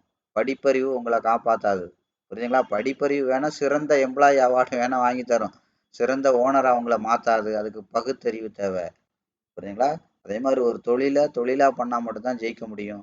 ஒரு தொழில ஒரு வேலைக்கார மாதிரி பண்ணா ஜெயிக்க முடியாது. சம்பளம் தான் கிடைக்கும் வேலைக்காரனுக்கு, அந்த அங்கீகாரம் கிடைக்காது. புரியுதுங்களா? லாபம் கிடைக்காது. சம்பளத்துல லாபத்துல ஒரு பகுதி இந்தா கொஞ்சம் வச்சுக்கோ அப்படிங்கிற மாதிரி. நீங்க 10,000 சம்பாரிச்சு கொடுத்தாதான் ஒரு நிறுவனத்துக்கு அவன் 2,000 சம்பளம் கொடுப்பான். புரியுதுங்களா? இதான் லாஜிக். வேலைக்காரன் என்னைக்குமே வேலைக்காரன் தான். நீங்க என்னதான் திறமைசாலியான வேலைக்காரனா உங்க லைஃப்பை முடிச்சாலும் அதே சீட்ல கொண்டு போய் உங்க பையனை உட்கார வைக்க முடியாது. ஆனா ஒரு ஓனர் அதே சீட்ல அவரோட பையனை உட்கார வச்சிருவாரு. அதுதானே எல்லா இடத்துலயும் நடந்துட்டு இருக்கு. யோசிங்க. வச்சிருவாங்க. அப்ப எப்பவுமே முதலாளி முதலாளி தான், தொழிலாளி தொழிலாளி தான். அதனாலதான் நான் அடிக்கடி சொல்லியிருக்கேன், நீங்க இப்போதைக்கு ஒரு தொழிலாளியா இருக்கலாம், இன்னைக்கு நீங்க ஒரு எம்ப்ளாயா இருக்கலாம். ஆனா சாகிறதுக்குள்ள நீங்க என்ன பண்ணணும்? ஒரு தொழிலதிபரா சாகணும். அதுக்கு ஒரு அருமையான வாய்ப்பு தான் ஸ்டாக் மார்க்கெட். அதான் நான் அடிக்கடி சொல்லியிருக்கேன், ஸ்டாக் மார்க்கெட்டுக்கு நீங்க பயங்கரமா படிச்சிருக்கணும்னு தேவையில்லை, கண்ணு நல்லா தெரிஞ்சா போதும். ரெண்டாவது நான் என்ன சொல்றேன், லட்சக்கணக்கில் கோடிக்கணக்கில் ஸ்டாக் மார்க்கெட் பணம் வேணும் இல்லை, 10,000 20,000 வச்சுட்டு ஆரம்பிக்கலாம். நான் இந்த இண்டஸ்ட்ரிக்கு வரும்போது வெறும் 700 தான் கொண்டு வந்தேன். 700, நல்லா வச்சுக்கோங்க, வெறும் 700 தான் கொண்டு வந்தேன். கடந்த 25 வருஷமா எனக்கு முழு நேர தொழிலே ஸ்டாக் மார்க்கெட் தான். புரியுதுங்களா? 25 வருஷமா எனக்கு முழு நேர தொழிலே இதுதான். அதனால ஒவ்வொரு விஷயத்தையும் நீங்க அப்ப கோடிக்கணக்கில் லட்சக்கணக்கில் எல்லாம் வேண்டாம். நான் சொல்லியிருக்கேன் தெளிவா, உங்களோட மாத வருமானம் எவ்வளவோ அது மாதிரி 2 மடங்கு போதும். உங்களோட ரிட்டையர்மெண்ட் லைஃப், உங்க பையனோட என்ன சொல்றது, ஒரு ஒரு பிரம்மாண்டமான கல்யாணம், அவங்களோட எதிர்காலத்துக்கு ஒரு தொழிலுக்கான பெரிய முதலீடு, புரியுதுங்களா, உங்க ஃபியூச்சரு, இந்த மாதிரி எல்லாத்தையுமே அந்த 2 மாச சம்பளத்தை வச்சுட்டு உங்களால எடுத்து செலவு பண்ண முடியாது. நான் அடிக்கடி சொல்லுவேன், எடுத்து செலவு பண்ண முடியாது. அந்த மாதிரி உண்டியல்ல வந்து பணம் விழுகிற மாதிரி விழுந்துட்டே இருக்கும். அந்த மாதிரி ஒரு தொழில். ஏன் இதுல 99% பேர் தோத்து தான் போறாங்க. அப்ப 99% பேர் தோத்து போற இடத்துல நீங்க ஒரு ஜெயிக்கிற நபரா இருந்தீங்கன்னா, அப்போ உங்களோட இன்கம் என்ன மாதிரி இருக்கும்? அதை யோசிங்க. மாதிரி தொழிலா யோசிங்க. சும்மா போயிட்டு என்ன சொல்றது, நான் சொல்றதெல்லாம் நீங்க நம்ப வேண்டாம். தொழிலா யோசிங்க, நிதானமா யோசிங்க. ஒரே கேள்விதானே. 99% பேர் தோத்து போறீங்கன்னா அந்த 99% பேரோட லாபம் எங்க, உங்களோட நஷ்டம்லாம் எங்க, யாருக்கு போய் சேருது? இதை யோசிச்சிங்கன்னா, இதை நீங்க டீப்பா ரிசர்ச் பண்ணுங்க. உங்களுக்கு எல்லாத்துக்கான கேள்விகள் இதை நான் வந்து 25 வருஷத்துக்கு முன்னாடி யோசிச்சதுனால தான் இன்னைக்கு நான் உட்காந்துட்டு ஒரு பணக்காரனோட பார்வையில நான் மார்க்கெட்டை உங்களுக்கு இப்போ புரிய வச்சுட்டு இருக்கேன். உங்களுக்கு இதுக்கு முன்னாடி யூடியூப் சேனலா இருக்கட்டும், கிளாஸ் எடுத்தவங்களா இருக்கட்டும், இவங்க எல்லாமே உங்களை மார்க்கெட்டை புரிய வச்சாங்க. ஒரு ஏழையோட பார்வையில எப்படி நீங்க மார்க்கெட்டை பாக்குறது அப்படின்னு சொல்லி கொடுத்தாங்க. அதனாலதான் இன்னைக்கு வரைக்கும் நீங்க ஏழையாவே இருக்கீங்க. நான் என்ன சொல்றேன், சேலஞ்ச் பண்ணி தானே சொல்றேன், ஒரு பணக்காரனோட பார்வையில நான் உங்களை மார்க்கெட்டை புரிய வைக்கிறேன். அதனாலதான் என்ன பண்ணுது, 100% இதுல வந்து பாத்தீங்கன்னா இதை ஒரு லாபகரமான தொழிலா பண்ண முடியும் அப்படிங்கிறத நான் சொல்றேன். புரியுங்களா? ஸோ அதனால இது எல்லாமே நீங்க என்ன பண்ணுங்க, கிளியர் கட்டா தெரிஞ்சுக்கோங்க. இது ஒரு லாபகரமான தொழிலா பண்ண முடியாது அப்படின்னா, இன்னையோட பேங்கோட பணம், மியூச்சுவல் ஃபண்ட் கம்பெனியோட பணம், இன்சூரன்ஸ் கம்பெனியோட பணம், அவ்வளவு பணமும் இந்த ஸ்டாக் மார்க்கெட்டு தான் வருது. எங்க வரலன்னு நீங்க சொல்லுங்க பார்ப்போம். இது லாபம் இல்ல, இதுல லாபமே பணக்காரன் யாருமே சம்பாதிக்க முடியாது அப்படின்னா, அப்ப இந்த பணம் எல்லாம் இங்க வரலன்னு நீங்க ப்ரூவ் பண்ணுங்க பார்ப்போம். அப்ப வருதே. அப்ப அவங்க நஷ்டப்படுத்துற தொழில எப்படி அவங்க கொண்டாந்து பணத்தை கொண்டாந்து உள்ள வைப்பாங்க? யோசிங்க. அதான் சொன்னேன், இது பணக்காரனுக்கான தொழில். உங்களோட 10,000 ஒரு பணக்கார மைண்ட் செட்ல உங்களால அதை யூட்டிலைஸ் பண்ண முடியும் அப்படின்னா, நீங்க அந்த 10,000 20,000 ஆக்க முடியும். 20 40 ஆக்கலாம், 40 1 ஆக்கலாம். அதே மாதிரி 10,000 20,000க்கு எவ்வளவு டைம் எடுக்குதோ, 20,000 40,000 ஆகிறதுக்கு அவ்வளவு டைம் எடுக்காது. அதுல பாதி தான் எடுக்கும். 40,000 80,000 ஆகிறதுக்கு அதுல பாதி தான் எடுக்கும். இப்படி உங்களோட இந்த தொழில் வளர வளர வளர வளர பாத்தீங்கன்னா, உங்களோட வளர்ச்சி வந்து பிரம்மாண்டமா இருக்கும். இப்போ முதல்ல ஒரே ஒரு மாமரத்து விதைய போடுறீங்க. அது ஒரு 3 வருஷம் இல்ல ஒரு 5 வருஷத்துல ஒரு 100 மாம்பழம் தருது. அப்ப அந்த 100 மாம்பழத்த மறுபடியும் நீங்க என்ன சொல்றீங்க? முதலீடு பண்றீங்க அப்படின்னா, அடுத்த 5 வருஷத்துல அடுத்து 6வது வருஷத்துல இருந்து 100 மாம்பழம் கன்ஃபார்ம்டா இருக்கு. அடுத்த 100 வருஷத்துல 100 இன்டு 100 5 வருஷத்துல 10,000 மாம்பழம் ஆயிருச்சு. அப்ப யோசிச்சு பாருங்க. 1 100 ஆச்சு. 100 எவ்வளோ ஆயிருக்கு? அப்ப 100 எவ்வளோ ஆயிருக்கணும்? 1 100 ஆனா, அப்ப என்ன ஆயிருக்கணும்? 100 200 ஆயிருக்கலாம், 300 ஆயிருக்கலாம். ஆனா பாருங்க 100 1000 கூட ஆயிருக்கலாம். ஆனா 100 10,000 ஆச்சு. இதுதான் தொழிலோட பிரம்மாண்டம். ஒரு தொழில் இப்படித்தான் வளரும். ஸ்டார்ட்டிங்ல ரொம்ப சிரமம். 1 2 ஆகும். 2 3 ஆகும். ரொம்ப சிரமமா இருக்கும். கையில இருந்தா வாடகை குடுக்கணும். கையில இருந்தா என்ன ஆகும்? நம்மளோட குடும்பத்த பார்க்கணும். ரொம்ப சிரமம். அதனால தான் தொழில் ஆரம்பிச்சா அதிகபட்சம் முதல் 100 நாளைக்குள்ள நெறைய பேர் அத மூடிட்டு போயிடுவாங்க. நீங்க பார்த்தீங்கன்னா தெரியும். சரியான பேக்கப் இல்ல, சரியான என்னது திட்டமிடல் இல்ல. அத எப்படி மேனேஜ் பண்ணணும்னு தெரியாது. அவங்க அவங்க எதிர்பார்த்தது ஒண்ணு, நடந்தது ஒண்ணு. எதார்த்தம் அப்படி இருக்காது. அதே மாரி தான் நீங்களும் இப்ப ஸ்டாக் மார்ட்க்கு வர்றீங்க. போட்டா அப்படியே வந்துரும்னு வர்றீங்க. அப்படி நடக்காது. ரியாலிட்டி வேற. புரியுதுங்களா? ரியாலிட்டி வேற. ரியல் காம்படிஷன் வேற மாரி இருக்கும். அப்ப அதெல்லாம் நான் சொன்னேன் இல்லையா? தொழில ஆரம்பிக்கிறது 20% வேலை தான். அந்த தொழில நடத்துறது தான் 80% வேலை.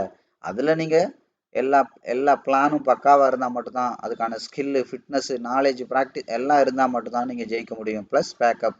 அது ரொம்ப ரொம்ப முக்கியம். அதே மாரி தான். புரியுதுங்களா? இது 100% லாபகரமான தொழில். ஆனா இது பணக்காரனுக்கான தொழில். அத புரிஞ்சுக்கணும். நீங்களும் உங்களோட ரூ. 10,000 ஒரு பணக்காரன் மாறி நிர்வாகம் பண்ண தெரியலன்னா, நீங்க 10,000த்த 20,000 ஆக்க முடியாது. ரூ. 10,00,00,000 நீங்க கொண்டு வந்தாலும் 0 தான் ஆகும். இது எல்லாருக்குமான ரூல் ஒண்ணுதான். எப்படி எல்லாருக்கும் 24 மணி நேரம் இருக்கோ, அந்த 24 மணி நேரத்த பணக்காரன் எப்படி ப்ரொடக்டிவா யூஸ் பண்றானோ, அதே மாரி நீங்களும் ப்ரொடக்டிவா யூஸ் பண்ணி வாழ்க்கையில முன்னேறக்கூடாதுன்னு யாராவது உங்கள தடுக்குறாங்களா? இல்ல. அதே மாரியான இந்த தொழில்ல எல்லாருக்கும் காமனான ரூல் தான். உங்களுக்கு அண்டர் வேல்யூல போகுதுன்னா, உலகத்துல இருக்கிற எல்லாருக்கும் அண்டர் வேல்யூ தான். உங்களுக்கு ஓவர் வேல்யூனா, உலகத்துல இருக்கிற எல்லாருக்கும் ஓவர் வேல்யூ தான். இரவு, பகல் எப்படி எல்லாருக்கும் காமனோ, இதுவும் காமன் தான். ஆனா, அந்த இடத்துல உங்களோட பணத்த என்ன மாரி பண்றீங்க? உங்களோட மனநிலை எப்படி இருக்கு? இத வச்சு தான் சக்சஸ் இருக்கு. புரியுதுங்களா? இதுக்கு மேலயும் உங்களுக்கு தெளிவா அத வந்து கிளியர் கட்டா அண்டர்ஸ்டாண்ட் பண்ணி வைக்க முடியாது. அப்ப பாருங்க, இப்ப இந்த இடத்த தாண்டி ஒரு அவுட் சைட் கேண்டில் போடுச்சு. அப்ப அவுட் சைட் கேண்டில் உடனே, ஓ செல்லு தான் முடிவுக்கு வரக்கூடாது. அடுத்து வெயிட் பண்ணணும். பாடி வச்சுச்சு. பாடி தாண்டி விக்கு வைக்கணும். விக்க தாண்டி பாடி விக்கு போணும். பாடி தாண்டி பாடி போனா மட்டும் தான் போகும். சரியா? இப்ப இத என்ன பண்றோம்? இன்னும் இப்ப இதே 1 மினிட் போலாம். இன்னும் டவுன் கிரேட் பண்ணி. இது மேல தான் போகுதுன்னா அப்ப என்ன பண்ணணும்? அப்ப ஆட்டோமேட்டிக்கா 1 மினிட்ல கண்ணுக்கு தெரிஞ்சு ஹை எங்க இருக்கு? இங்க இருக்கு. லோ எங்க இருக்கு? இங்க இருக்கு. இப்ப என்ன பண்ணலாம்? இது அதிகபட்சம் இந்த 50% வரைக்கும் போகலாம். அதத்தான் நான் சொன்னேன். ஏற்கனவே மார்க் பண்ணியிருக்கேன் பாருங்க. ப்ளூ கலர் அந்த இடம். புரியுதுங்களா? அந்த 50 அந்த அந்த ஏற்கனவே பையர் கொண்டு போன டிஸ்டன்ஸ் இருக்கு இல்லையா? அது plus price line 50% price line. இது வரைக்கும் போகலாம். இதை தாண்டி பாடி விக் வச்சதுன்னா என்ன நடக்கும்? மார்க்கெட்டு கன்சிஸ்டண்டா இந்த பேஸுக்கே வந்துடும். அப்போ இந்த பேஸில் தான் என்ன இருக்கும்? 5 மினிட்டோட அந்த விஷயங்களும் இருக்கும். பார்த்தீங்கன்னா தெரியும். ஒண்ணுக்கு ஒண்ணு கனெக்டட். பார்த்தீங்களா? 5 மினிட்ஸோட 50% அந்த இடத்துல தான் இருக்கும். இந்த மாதிரி அதனால தான் நான் சொன்னேன். நீங்க வந்து 50% வந்து கிளியர் கட்டா ஃபாலோ பண்ணா போதும். சும்மா டம்மியா இருக்கிற சப்போர்ட், ரெசிஸ்டன்ஸ், ட்ரெண்டை உடைச்சிருச்சு, அதை உடைச்சிருச்சு. இதெல்லாம் வந்து பாத்தீங்கன்னா வேலைக்கே ஆகாத விஷயங்கள். இதெல்லாம் ஓவர் வேல்யூ போதா, அண்டர் வேல்யூ வந்திருக்கான்னு காட்டுறதுக்கு தான். புரியுதா? காட்டுறதுக்கான ஐடென்டிட்டி மட்டும்தான். அதெல்லாம் வச்சு நீங்க ட்ரேட் பண்ணீங்கன்னா 10க்கு 7 ட்ரேடு நம்பர்லாம் நான் சொல்றேன் லாஸ் தான் ஆகும். மாதிரி ஒவ்வொரு விஷயத்தையும் நீங்க என்ன பண்ணுங்க? கிளியர் கட்டா புரிஞ்சுக்கோங்க. ஓகேவா? அப்ப நீங்க என்ன பண்ணணும்? ஒரு candle analysis, pattern analysis, trend analysis, boundary analysis, அதுக்கப்புறம் ஒவ்வொரு விஷயத்தையும் நீங்க டீட்டெயிலா அனலைஸ் பண்ணிட்டே இருக்கணும். இதெல்லாம் சேர்த்ததான் டெக்னிக்கல் அனாலிசிஸ். இதுக்கப்புறம் வால்யூம் எடுத்து அனலைஸ் பண்ணீங்கன்னா அது ஃபண்டமெண்டல் அனாலிசிஸ். டெக்னிக்கல்னா என்ன? ஒரு மனுஷனோட உடம்பு மாதிரி. ஃபண்டமெண்டலுங்கிறது உடம்புக்குள்ள இருக்கிற கண்ணுக்கு தெரியாத உயிர், அது மாதிரி கண்ணுக்கு தெரியாத உடல் உறுப்புகள் மாதிரி. அப்போ வெளியில கண்ணுக்கு தெரிஞ்சு என்ன அவுட்லைனா தெரியுதோ அதை அனலைஸ் பண்றது, பிரைஸ் அனலைஸ் பண்றது டெக்னிக்கல். அந்த பிரைஸுக்குள்ள என்ன வால்யூம், பிரைஸுக்கு உள்ள அந்த பிரைஸை பேஸ் பண்ணி என்னெல்லாம் வால்யூம் வந்திருக்கு அப்படின்னு அனலைஸ் பண்றது ஃபண்டமெண்டல். இதுதான் உடம்பையும் உயிரையும் அனலைஸ் பண்றது. இதெல்லாம் நான் டீட்டெயிலா பழைய வீடியோ சாப்டர்ல தெளிவா சொல்லியிருக்கேன். அடுத்து என்ன பண்ணலாம்? நம்ம கோல்டுக்கு போகலாம். புரியுதுங்களா? கோல்டுக்கு போகலாம். இப்போ கோல்டில் நம்ம என்ன பண்ணலாம்? இன்ச் பை இன்ச்சாக நம்ம டவுன் கிரேட் பண்ணிலேருந்து இப்போ அப்கிரேட் பண்ணலாம். ஒன்றும் பிரச்சனை இல்லை. அப்போ என்ன பண்ணியிருக்காங்க? அப்போ இங்கேருந்து செல்லர் இவ்வளோ தூரம் கொண்டு வந்திருக்காங்க. அப்போ என்ன நடந்திருக்கு பாருங்கள். இந்த 50% தாண்டி மேலே போக முடியாமல் இப்போ கீழே வந்துட்டுருக்கு. ஒரே ஒரு கேண்டில் மட்டும் வச்சது. இப்போ நம்ம பிட்காயினில் பார்த்தோம் 5 மினிட்ஸில் அங்கே என்ன நடந்துச்சோ அதே மாதிரி தான் இங்கேயே நடக்குது. தெரியுதா? இதே விஷயத்த தான் அவன் திரும்ப திரும்ப திரும்ப திரும்ப பண்ணுவான். பணக்காரனுக்கு ரெண்டே லாஜிக் தான். ஒன்று உங்களை பயம் காட்டுவான், இல்லைன்னா ஆசை காட்டுவான். இது ரெண்டு தான் அவங்களோட அஸ்திரம். இது ரெண்டுலையும் நீங்கள் பேஷன்ஸாக பொறுமையாக இருக்க நீங்கள் பழகிட்டீங்கன்னா நீங்கள் ஜெயிச்சிட்டிங்கன்னு அர்த்தம். அவ்வளோதான். அதுதான் நம்ம ட்ரைனிங்கில் உங்களை டெவலப் பண்ணுறோம். மற்றபடி நாலேஜ் எல்லாம் ஒன்றும் இல்லை. இப்போ நான் சொல்லிக் கொடுக்குற விஷயங்கள் எல்லாம் நீங்கள் தப்பாக கூட பண்ணுங்க. தப்பாக கூட பண்ணுங்க. நான் ஓப்பனாக தானே சொல்கிறேன். தப்பாக கூட பண்ணுங்க. உங்களால் ஃபண்ட் மேனேஜ்மெண்ட் கிளாரிட்டியாகவும் உங்களால் பேஷன்ஸாகவும் இருக்க முடியும்னா நீங்கள் ஜெயிச்சிடலாம் அதில். அதுதான் விஷயம். அதான் சொன்னேன். அதில் தான் 80% விஷயங்கள் இருக்குது. ஃபண்ட் மேனேஜ்மெண்ட் 30, அதுக்கப்புறம் சைக்காலஜி 30, அதை ட்ரேடிங் சிஸ்டமாக கனெக்ட் பண்ணுறீங்க பார்த்தீங்களா, அதில் 20, 80% விஷயங்கள் அதில் தான் இருக்குது அப்படின்னு நான் சொன்னேன். புரியுதுங்களா? தப்பாக கூட பண்ணுங்க, ஒரு பிரச்சனையும் இல்லை. அங்கே தான் விஷயங்கள் இருக்குது. அப்போ என்ன பண்ணணும்? இப்போ மார்க்கெட் இப்போ மேலே போயிட்டு மேலே போக முடியாமல் கீழே வருது. அப்போ கீழே வர்றது எது அதிகபட்சம் எவ்வளோக்கு வரலாம்? இதோட 50% வரைக்கும் வரலாம். பையர் எவ்வளோ தூரம் கொண்டு போனாங்களோ இதோட 50% தாண்டி வரலாம். இதை தாண்டி அவுட் சைட் கேண்டில் வச்சதுன்னா இந்த சோர்ஸுக்கே வந்துடும், இந்த பேஸுக்கே வந்துடும். இவ்வளோதான். மார்க்கெட் வந்து ரொம்ப ரொம்ப எளிமையானது. கரெக்டுங்களா? ஸோ நீங்கள் கிளியராக புரிஞ்சுக்கோங்க. அடுத்து என்ன பண்ணலாம்? இன்னும் கொஞ்சம் சரி, இந்த சோர்ஸை உடைச்சா எங்கே போகும் அடுத்து? ஆட்டோமேட்டிக்காக என்ன ஆகும்? இன்னும் கொஞ்சம் இதை அப்கிரேட் பண்ணி வரைகிறோம். அப்போ என்ன பண்ணுறோம்? ஆட்டோமேட்டிக்காக 50 மினிட்ஸில் அப்போ என்ன இருக்குது? இந்த இடத்துல ஒரு நல்ல பாட்டம் இருக்குன்னா அந்த பாட்டமில் கொண்டு வந்து உட்கார வைங்க. பக்கத்தில், ஆல்மோஸ்ட் ரொம்ப வேண்டாம், பக்கத்தில். அப்போ நீங்கள் கவனிங்க. அப்போது அதே இடத்துல தான் 15 மினிட்ஸோடையும் 50 இருக்குது. தெரியுதா? டபுள் கன்ஃபர்மேஷன் அப்போ இந்த இடத்துல இருக்குது. கரெக்டா? சரி, அப்போ அதையும் உடைச்சதுன்னா என்ன நடக்கும்? ஆட்டோமேட்டிக்காக அடுத்து இன்னும் கொஞ்சம். அப்போ அடுத்த சோர்ஸ் எங்கே இருக்குது? இங்கே இருக்குது. இந்த சோர்ஸுக்கிட்ட தான் அடுத்த பவுண்டரி வரும். அதான் விஷயம்.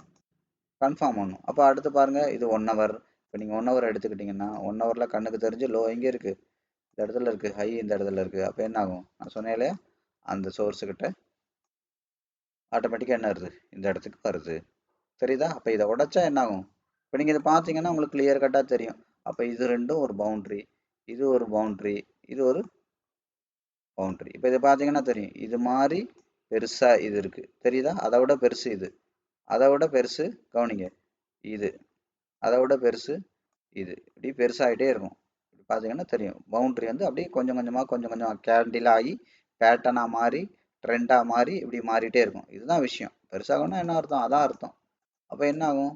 ஒவ்வொரு விஷயமும் நீங்கள் அப்கிரேட் பண்ணி பார்க்கணும், ஒவ்வொரு விஷயத்தையும் டவுன் கிரேட் பண்ணி பார்க்கணும். இது நம்ம ஏற்கனவே இதுக்கு முன்னாடிலாம் நம்ம பார்த்தோம். சரிங்களா? ஸோ அதை போயிட்டு தான் இப்போ கோல்டு வந்துட்டு இருக்கு. இப்போ அதே மாதிரி நம்ம அதுக்கடுத்து என்ன பண்ணுறோம்? 4 ஹவர். 4 ஹவர்ஸ் நம்ம இதெல்லாம் ஏற்கனவே நம்ம லாஸ்ட் டைமே பார்த்தோம். கோல்டு பார்க்கும்போது அப்போ பாருங்கள், இங்கேருந்து செல்லர் கொண்டு வந்தாங்க. இப்போ நீங்கள் கவனிங்க, இதோட 50% எங்கே இருக்குது?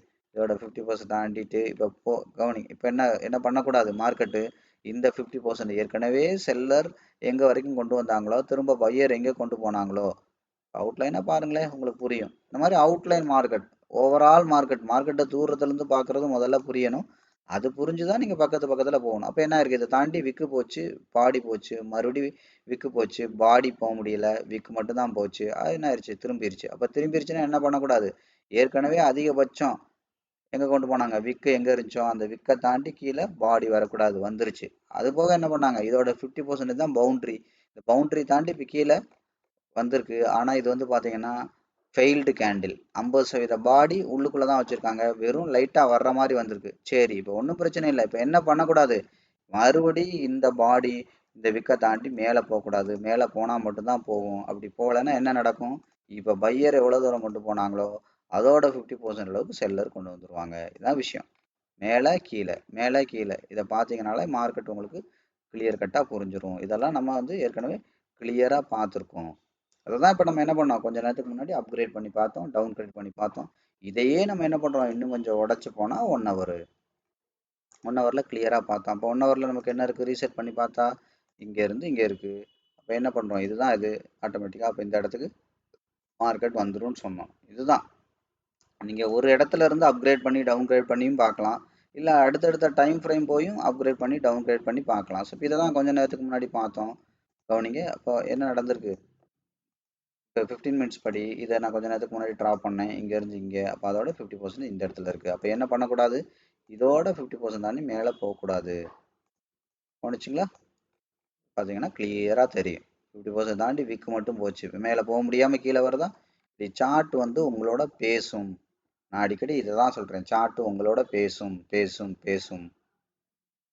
அதை நீங்க என்ன பண்ணணும்? கேண்டிலாவும் பேட்டர்னாவும் ட்ரெண்டாவும் பவுண்டரிஸாவும் நீங்க உட்காந்து ரீட் பண்ணிக்கிட்டே இருக்கணும்.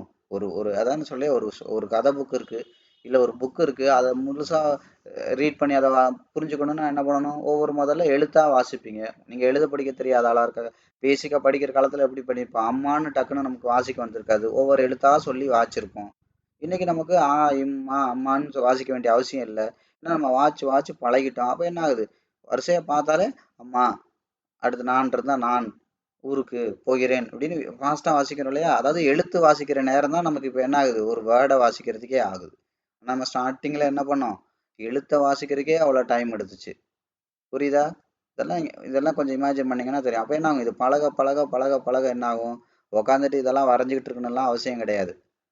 புரியுதுங்களா? அப்ப என்ன நடக்கும்? எழுத்து வாசிக்கிற டைம் நான் ஒரு கேண்டில் அனாலிசிஸ் பண்ற நேரத்துல நீங்க மொத்த மார்க்கெட்டையுமே அனலைஸ் பண்ணிட்டு போயிடலாம். அதைத்தான் நான் சொன்னேன். புரியுதா? அதான் நான் சொன்னேன். நான் உட்காந்து இதை வரைஞ்சிக்கிட்டு அது பண்ணிக்கிட்டுலாம் இருக்க மாட்டேன். ரா சார்ட்லேயே பண்ணிடுவேன் அப்படின்னு சொன்னேன். காரணம் என்ன? உங்களுக்கு இன்னைக்கு எழுத்தா வாசிக்கிறதுக்கு டைம் ஆகுது. நான் 25 வருஷமா வாட்ச் பழகிட்டே இருக்கிறதுனால எனக்கு என்ன ஆகுது? எனக்கு அவ்வளோ டைம் ஆகலை. நீங்க ஒரு கேண்டில் அனாலிசிஸ் பண்ற அதே நேரத்துல நான் மொத்த அனாலிசிஸும் பண்ணிட்டு போயிடுறேன். அதனால தான் ஒரு 1 மினிட் சார்ட்டை கொடுத்தா கூட என்னால் ப்ராஃபிட் எடுத்து காட்ட முடியும் அப்படிங்கிறத நான் சொல்றது. இதான் விஷயம். புரியுதுங்களா? இதெல்லாம் அதனால தான் சொன்னேன், வெறும் நாலேஜ் வேலைக்கு ஆகாது. புரியுதா? நாலேஜ் இல்லாத வெறும் நாலேஜ் வேலைக்கு ஆகாது. பயிற்சி இல்லாத நாலேஜ் வேஸ்ட், வீண். புரியுதா? அது ஏட்டு சொரக்காய் மாதிரி தான். அதான் என்ன சொல்லுவாங்களே, சொரக்கான்னு பேப்பர்ல எழுதுனா பசி போகாது. சொரக்காய் ரியலா இருக்கணும். அதை சமைச்சு சாப்பிட்டா தான் பசி போகும். புரியுதுங்களா? அதே மாதிரி தான், வெறும் நாலேஜ் வந்து உதவாது. அதே மாதிரி நாலேஜ் இல்லாம, புரியுதா? நான் ப்ராக்டிஸ் பண்றேன்னா சொரக்காயே இல்லை கையில, நான் சமைக்க போறேன்னா என்னத்தை வச்சு சமைக்கிறது? வெறுஞ்சட்டியை தான் போட்டு கிண்டிட்டு உட்காந்துருக்கணும். புரியுதா விஷயம்? அதனால தான் சொல்றது, நாலேஜ் இல்லாத ப்ராக்டிஸும் ப்ராக்டிஸ் இல்லாத நாலேஜும் உங்களை செல்லாத காசாக மாற்றிடும். புரியுதுங்களா? அதே மாதிரி ப்ராக்டிஸ் இல்லாத நாலேஜு, புரியுதுங்களா, விரயம். புரியுதுங்களா? விரயம் தான். அதே மாதிரி நாலேஜ் இல்லாத ப்ராக்டிஸ் ஆபத்து. அதை கவனிச்சுல வச்சுக்கோங்க. அதனால தான் சொல்கிறேன், இதெல்லாம் சும்மா இந்த 2 வீடியோ பார்த்துட்டு சூப்பராக இருக்கேன்னு போய் எங்கேயுமே பணத்தை போட்டு வேலை ட்ரேட ஆரம்பிச்சிடாதீங்க. அது ஆபத்து. ஏன்னா நாலேஜுங்கிறது ஆரம்பிக்கிறதுலேருந்து முடிக்கிற வரைக்கும் வேணும். இது ஆரம்பிக்கிறதுக்கான விஷயங்கள் தான் இப்போ பார்த்துட்டு இருக்கீங்க. அதனால் ஒவ்வொரு விஷயத்தையும் நீங்கள் என்ன பண்ணுங்க, கிளியர் கட்டாக புரிஞ்சுக்கோங்க. தெளிவாக புரிஞ்சு நிதானமாக, முதல்ல நிதானமாக இருக்கணும். ஏன்னா மார்க்கெட்லேயே பெரிய சொத்து என்ன தெரியுமா? அதாவது நான் சொன்னேன்ல கொஞ்ச நேரத்துக்கு முன்னாடி, பணக்காரன் அவன் கையில் எடுக்கிற ஆயுதம், இன்னும் எத்தனை வருஷம் இந்த இண்டஸ்ட்ரி இருந்தாலும் 2 விஷயத்துல தான் ரீட்டைலரை கையில் எடுப்பான். ஒன்று பயம், இன்னொன்று ஆசை. இது 2ல் தான் நீங்கள் சிக்குவீங்க. நான் ஏற்கனவே நிறைய இடங்கள்ல சொல்லியிருக்கேன். உங்கள் பணத்துக்கு உண்டானதை நீங்கள் பண்ண மாட்டீங்க. உங்களோட சொந்த காசு என்னவோ நீங்கள் அதில் பண்ணுங்க, ஜெயிச்சிருவீங்க. நீங்கள் என்னைக்கு அவன் மார்ஜின் தர்றான், என்னைக்கு லிமிட் கிடைக்குதுன்னு நீங்கள் போகிறீங்களோ, வாழ்க்கை முழுது நீங்கள் அதில் ஜெயிக்கவே முடியாது. ஏன்னா 90% கடன், 10% தான் உங்களோட சொந்த பணம். கடன் வாங்கி வியாபாரம் பண்ணுறவன் ரொம்ப நாளைக்கு நடத்த மாட்டான். அப்படியே நடத்தினாலும் என்னாகும்? அந்த கடனுக்கு வட்டி அதிகமாகிற மாதிரி உங்களோட புரோக்கரேஜே ஜாஸ்தியாக போயிடும். ஏன்னா நீங்கள் உங்களோட சொந்த காசில் பண்ணல. ரெண்டாவது, கடன் தானே அப்படின்னு ஒரு அஜாக்கிரதையாக அதை ஹேண்டில் பண்ணோம் அப்படின்னா, கடன் வாங்கினது ஒரு என்ன சொல்கிறது, ஒரு அடிமை மாதிரி. பைபிளில் இருக்குது, கடன் வாங்கினவன் கடன் கொடுத்தவனுக்கு அடிமைனே இருக்குது. அப்போ யோசிச்சு பாருங்க, ஒரு என்ன ஆகும்? கடைசி வரைக்கும் மார்க்கெட் உங்களை அடிமையாக வச்சிரும். நீங்கள் சம்பாதிக்கிற காசு உங்கள் புரோக்கரேஜுக்கே வராது. அதுவே உங்கள் கையில இருந்து கொடுக்குற மாதிரி தான் வரும். அதனால் உங்களோட சொந்த காசு என்னவோ, அதனால தான் நான் தெளிவாக சொன்னேன், ட்ரேட் பண்ணாலும் சரி, இன்வெஸ்ட் பண்ணாலும் சரி, உங்களோட மாத வருமானம் என்னவோ அது மாதிரி 2 மடங்கு வச்சு உங்களோட சொந்த காசில் நீங்கள் பண்ணுங்க அப்படின்னு சொல்கிறது அதுக்கு தான். அதனால் ஒவ்வொரு விஷயத்தையும் நீங்கள் கிளியராக புரிஞ்சுக்கிறணும். பணக்காரனோட பார்வையில் பாருங்க. புரியுதா? பணக்காரன் என்ன சொல்கிறான்றத பார்க்காதீங்க, அவன் என்ன செய்கிறாங்கிறத பாருங்க. அவன் சொல்கிறதெல்லாம் நீங்கள் கேட்டிங்கன்னா இன்னும் ஏழை ஆயிருவீங்க. இதில் மட்டும் கிடையாது, எல்லா இண்டஸ்ட்ரிக்கும் பொருந்தும். இது எல்லா இண்டஸ்ட்ரிக்கும் பொருந்தும். புரியுதா? எல்லா விஷயத்துக்கும் பொருந்தும். ஒரு பேஸ்ட்டை கூட நீங்கள் பாருங்க, அவன் முழுசாக வைப்பான். காலையில் மாலையில் ஒரு நாளைக்கு 3 தடவை பல்லு விளக்குங்கம்பான். புரியுதா? அப்போ தான் அவன் பேஸ்ட்டு காலி ஆகும். பேஸ்ட்டை முழுசாலாம் வைக்க தேவையில்லை. சும்மா ஒரு என்ன சொல்கிறது, கொஞ்சமாக ஒரு மிளகு மாதிரி 2 மடங்கு வச்சா போதும். இதுதான் உண்மை. புரியுதுங்களா? ஆனா அவன் என்ன பண்ணுவான், நீங்க விளம்பரத்துல காட்டும்போது பாருங்க, அந்த முழு ப்ரஷ் ஃபுல்லா வேஸ்ட்ட இழுத்து வச்சிருப்பான். எக்ஸ்ட்ராவும் வெளியில கொஞ்சம் தள்ளிக்கிட்டு இருக்கும். அவன் அத சொல்லுவான். காரணம் என்ன தெரியுமா? அதெல்லாம் நீங்க செஞ்சாதான் அவனோட பேஸ்ட் சீக்கிரம் வீட்ல காலியாகும். மறுபடியும் போய் அத வாங்குவீங்க. மாரி ஒவ்வொரு விஷயத்தையும் நீங்க நுணுக்கமா கவனிங்க. பணக்காரன் சொல்றத செய்யாதீங்க. புரியுதுங்களா? அவன் தான் பணக்காரன் ஆவான். நீங்க ஏழை ஆயிடுவீங்க. பணக்காரன் என்ன பண்றான்னு பார்த்து, அவன் அளவுக்கு நீங்க எடுத்த உடனே பண்ண முடியாது. அவன் அளவுக்கு பிரமாண்டமா பண்ண முடியாது. அவன் அளவுக்கு உங்களால முதல் போட முடியாது. ஆனா, கொஞ்சத்துல இருந்து ஸ்டார்ட் பண்ணுங்க. இன்னைக்கு தான் நீங்க ஏழை. நாளைக்கு ஏழை கிடையாது. புரியுதா? அது மாரி இன்னொரு விஷயம் என்ன தெரியுமா? இதுல பெருமைப்பட வேண்டிய விஷயம். உங்களுக்கும் நீங்க ரூ. 10 போட்டு ரூ. 1 சம்பாதிக்கிறதும், அவன் 10 கோடி போட்டு 1 கோடி சம்பாரிச்சாலும் 2 பேருக்கும் பெர்சன்டேஜ் ஒண்ணுதான். புரியுதுங்களா? 2 பேருக்கும் பெர்சன்டேஜ் ஒண்ணுதான். அதுல அதுல பாருங்க. நான் அடிக்கடி சொல்றதுதான். பெரிய ஜவுளி கடை முன்னாடி ஒரு சின்ன பூ விக்கிறம்மா, அது படிப்படியா வளர்ந்து வளர்ந்து ஒரு கடை வச்சிரும். ஆனா அது ஜவுளி கடை நடத்துறவன் படிப்படியா போய் கடையை மூடிடுவான். இதுல பெருசா ஆரம்பிக்கிறோமா, சின்னதா ஆரம்பிக்கமாங்கிறது மேட்ரு கிடையாது. அந்த தொழிலை வளர்த்து கொண்டு போறோமாங்கிறதான் மேட்ரு. நீங்க சைக்கிள் ஆரம்பிங்க, அதுக்கப்புறம் ஒரு வண்டி கடையா போடுங்க, அதுக்கப்புறம் ஒரு 10க்கு 10 அப்படி போடுங்க. அதுக்கப்புறம் என்ன பண்றீங்க, பிரம்மாண்டமா 7 அடுக்கு மாளிகைன்றாங்கல்ல, அந்த மாதிரி கொண்டு வாங்க. எல்லாருமே அப்படி கொண்டு வந்தவங்க தான். அப்படி வளர்ந்தவங்க தான். அந்த அந்த விஷயத்த புரிஞ்சுக்கோங்க. இயற்கை யாருக்கும் எதையும் சும்மா கொடுக்காது. இன்னைக்கு நீங்க அதை அனுபவிக்கிறீங்கன்னா உங்க அப்பா அம்மாவும் உங்க தாத்தா பாட்டியும் அதுக்கான விலையை கொடுத்துருக்கணும். இல்லைன்னா இன்னைக்கு நீங்க கொடுத்தீங்கன்னா நாளைக்கு நீங்க அனுபவிக்கலாம், இல்லை உங்க பேரன் பேத்தி உங்க புள்ள குட்டி அனுபவிக்கும். இதுதான் விஷயம். இயற்கை யாரைக்கும் சும்மா கொடுக்காது. சும்மா கிடைக்கிறது எதுவும் ரொம்ப நாளைக்கு நீடிக்காது. அதை நீங்க காப்பாத்திக்கிறவும் மாட்டீங்க. இதெல்லாம் தெளிவா இருங்க. புரியுதுங்களா? ஒவ்வொரு விஷயத்தையும் நீங்க கிளாரிட்டியா புரிஞ்சுக்கோங்க. அது மாதிரி அது பயங்கரமா படிச்சிருக்கணும், அவன் தான் பணக்காரன் ஆவான், மார்க்கெட்ல ஜெயிக்க முடியும், அதெல்லாம் பொய். நீங்க நம்பாதீங்க. நான் ஏற்கனவே சொன்னேன், படிப்பறிவு தேவையில்லை, பகுத்தறிவு தான் தேவை. யதார்த்தம் என்னன்னு தெரிஞ்சா போதும். புரியுதுங்களா? படிச்சவன் புள்ள பணக்காரன் ஆகுறது இல்ல. நல்லா படிச்சவன் அதிகபட்சம் நல்ல வேலைக்காரனா தான் இருக்கான், நல்ல முதலாளி ஆகுறது இல்ல. புரியுதா? படிப்புக்கும் பணத்துக்கும் சம்மந்தம் இல்லை. இதை முதல்ல நீங்க புரிஞ்சுக்கோங்க. படிச்சவன்லாம் பணக்காரன் ஆக முடியாது. புரியுதுங்களா? பணங்கிறது அதுக்கு உண்டான யதார்த்தத்தை யார் பண்ணாலும் பணம் கிடைக்கும். படிப்புக்கும் பணத்துக்கும் சம்மந்தம் இல்லை. படிப்புங்கிறது ஒரு வாடகை சைக்கிள் மாதிரி தான். உங்கள்கிட்ட இல்லைன்னா வாடகைக்கு எடுத்துக்கலாம், உங்கள்கிட்ட இல்லைன்னா படிச்சவனை வேலைக்கு வச்சுக்கலாம், அவனுக்கு உண்டான வாடகையை கொடுத்துடலாம். வாடகைன்றது சம்பளத்தை கொடுத்துடலாம். புரியுதுங்களா? உங்களால அதை ஆர்கனைஸ் பண்ண முடியுமா, அதோட யதார்த்தத்தோட கனெக்ட் பண்ண முடியுமா, அதுதான் விஷயம். அது மாதிரி நிறைய பணம் வேணும், அப்பதான் ஸ்டாக் மார்க்கெட்ல ஜெயிக்க முடியும். இது பொய், நம்பாதீங்க. நிறைய பணம் தேவையில்லை. நீங்க போய் 15 லட்சம் ரூபா மதிப்புள்ள ஒரு ஃபியூச்சரை பண்ண போறேன்னான்னு தான் 1,50,000 2 லட்சம் தேவை. புரியுதுங்களா? நீங்க பெருசா பண்ண போகணும்னா தான் பெரிய அளவுல பணம் தேவை. நீங்க படிச்சு முடிச்சிட்டீங்க, நான் போய் ஒரு ரெஸ்டாரண்ட் வைக்க போறேன் அப்படின்னு போனீங்கன்னா தான் 25 லட்சம் தேவை. இல்ல நான் ஒரு வண்டி கடை தான் வைக்க போறேன்னா 25,000 போதும். 25,000 முதல்ல 50,000 ஆக்குங்க. 25,000க்குள்ள அந்த கஸ்டமரை நீங்க தக்க வைங்க. அதுவே என்ன ஆகும், அது 1 லட்சமா மாறும். அது மாதிரி நான் அடிக்கடி சொல்றதுதான், முதல் 10,000 சம்பாதிக்கிறது தான் எல்லா தொழிலையும் கஷ்டம். 10,000 சம்பாரிச்சிட்டிங்கன்னா 20,000 சம்பாதிக்கிறதுக்கு அவ்வளோ உழைப்பும் தேவைப்படாது, அவ்வளோ நாலேஜும் தேவைப்படாது. அதே மாதிரி 10,000 20,000த்துக்கு எவ்வளோ டைம் எடுத்துச்சோ அதில் பாதி தான் எடுக்கும். ஏன்னா ஆல்ரெடி உங்களுக்கு எக்ஸ்பீரியன்ஸ் இருக்கு. எதெல்லாம் பண்ணக்கூடாதுங்கிறது நீங்கள் கற்றுக்கிட்டீங்க. அதனால தான் அதில் பாதி டைம் போகுதுன்னு நான் சொன்னேன். புரியுதுங்களா? இதெல்லாம் பண்ணணும், இதெல்லாம் பண்ணக்கூடாதுன்னு தெரியாதனால தான் உங்களுக்கு இவ்வளோ டைம் ஆச்சு. 10,000 20,000 ஆக்கிட்டீங்கன்னா 10,000 20,000 40,000 ஆகிறதுக்கு நீங்கள் 10,000 டு 20,000 எவ்வளோ டைம் எடுத்துச்சோ அவ்வளோ டைம் எடுக்காது. இதெல்லாம் நீங்கள் தெரிஞ்சுக்கோங்க. இதெல்லாம் தொழிலில் உள்ள ரகசியங்கள். அவ்வளோ டைம் எடுக்காது. முதல் 1 லட்ச ரூபா தான் ரொம்ப கஷ்டம் அப்படின்னு பழமொழியே இருக்கு. முதல் 1 லட்சம் தான் கஷ்டம். அடுத்த 1 கோடி ரூபா உங்களுக்கு சர்வசாதாரணமாக போயிடும். அது மாதிரி நீங்கள் 100 ரூபா சம்பாதிக்காத வரைக்கும் உங்களுக்கு 100 ரூபா பெருசாக தெரியும். நீங்கள் மார்க்கெட்ல இருந்து 1000 ரூபா சம்பாதிச்சிட்டிங்கன்னா 100 ரூபாலாம் அசால்ட்டாக தெரியும். இதுதான் ரகசியம். அதனால நீங்கள் பெருசு சிறுசுலாம் நீங்கள் பார்க்காதீங்க எப்போவுமே. நீங்கள் பார்க்குற வேலையை பாருங்க.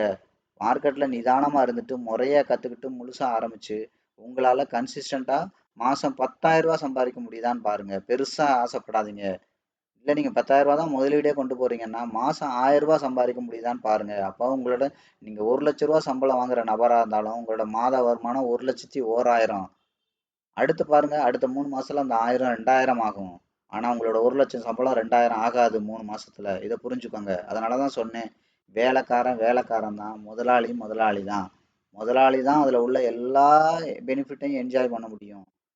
ஆனா அதுக்கு உண்டான விலையும் கொடுக்கணும் ஸ்டார்டிங்ல. அதனால தான் சொன்னேன், எடுத்தோம் கவுத்தோன்னு பணத்தை போட்டு விரயம் பண்ணாதீங்க, நிதானமா போங்க அப்படின்னு நான் சொன்னது. புரியுங்களா? அதுக்கு முன்னாடி நாலேஜ் வேணும். நாலேஜ் இல்லாத ப்ராக்டிஸ் இல்லாத நாலேஜும் ஒண்ணுக்கும் உதவாதுன்னு நான் தெளிவா சொன்னேன். அடுத்து என்ன பண்ணுங்க, அடுத்து இப்படி கொஞ்சம் கொஞ்சமா படிப்படியா கொண்டு போங்க. உங்களோட மாத வருமானம் மாதிரி ஒரே ஒரு 2 மடங்கு மட்டும் முதலீடு பண்ணி இதை நீங்க நிதானமா பண்ணுங்க. அடுத்த 3 வருஷத்துல உங்களோட மாத வருமானம் மாறி 10ல இருந்து 15 மடங்கு ஒவ்வொரு மாசமும் இந்த தொழிலை நீங்க லாபம் தர்ற தொழிலா நீங்க வளர்த்திருப்பீங்க, நிதானமா சரியா பண்ணக்கூடிய பட்சத்துல. 100% உண்மை இது. புரியுதுங்களா? இது ப்ரூஃப் இருக்கு. சும்மா நம்ம ஏனோ தானோன்னு சொல்லல, ப்ரூஃப் இருக்கு. ப்ரூஃப் இல்லாத விஷயத்த பேச முடியாது பப்ளிக் மீடியால. புரியுதுங்களா? இதுதான் உண்மை. புரியுதுங்களா? அப்ப ஒவ்வொரு விஷயத்தையும் நீங்க என்ன பண்ணுங்க, நிதானமா ஹேண்டில் பண்ணுங்க. தொழிலை வளங்க. ஒரு குழந்தைய வளர்க்குற மாதிரி, ஒரு செடியை வளர்க்குற மாதிரி விதை போட்டு வளங்க.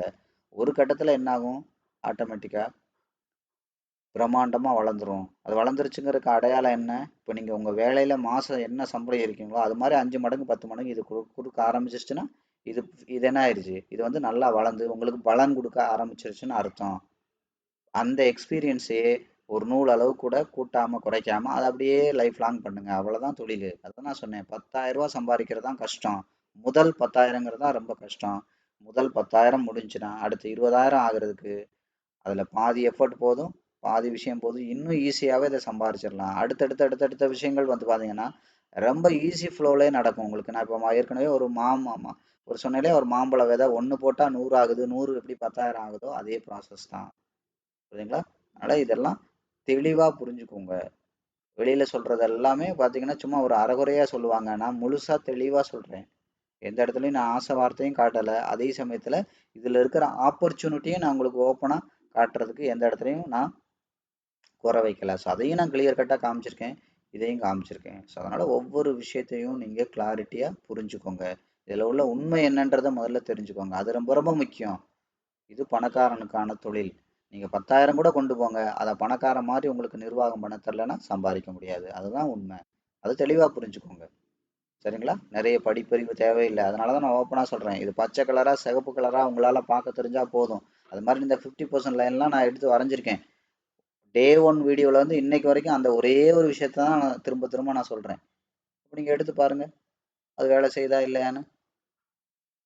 புரியுதுங்களா? அதனால் எல்லாத்தையுமே நீங்கள் கிளியர் கட்டாக தெரிஞ்சுக்கிட்டு தீர்க்கமான முடிவெடுங்க. ஒத்து வந்தால் பண்ணுங்க, இல்லையா தூக்கி போட்டு வேற வேலையை பாருங்க. புரியுதுங்களா? அதுதான் நான் திரும்ப திரும்ப சொல்கிறது. இதுக்கு மேலேயும் இதில் லாஸ் பண்ணாதீங்க. முறையாக கற்றுக்கங்க, தொழிலாக கற்றுக்கங்க. மறுபடியும் இதை ஒரு சூதாட்டம் மாதிரி அப்ரோச் பண்ணாதீங்க. இது வரைக்கும் இந்த வீடியோ பார்த்த அனைவருக்கும் நன்றி.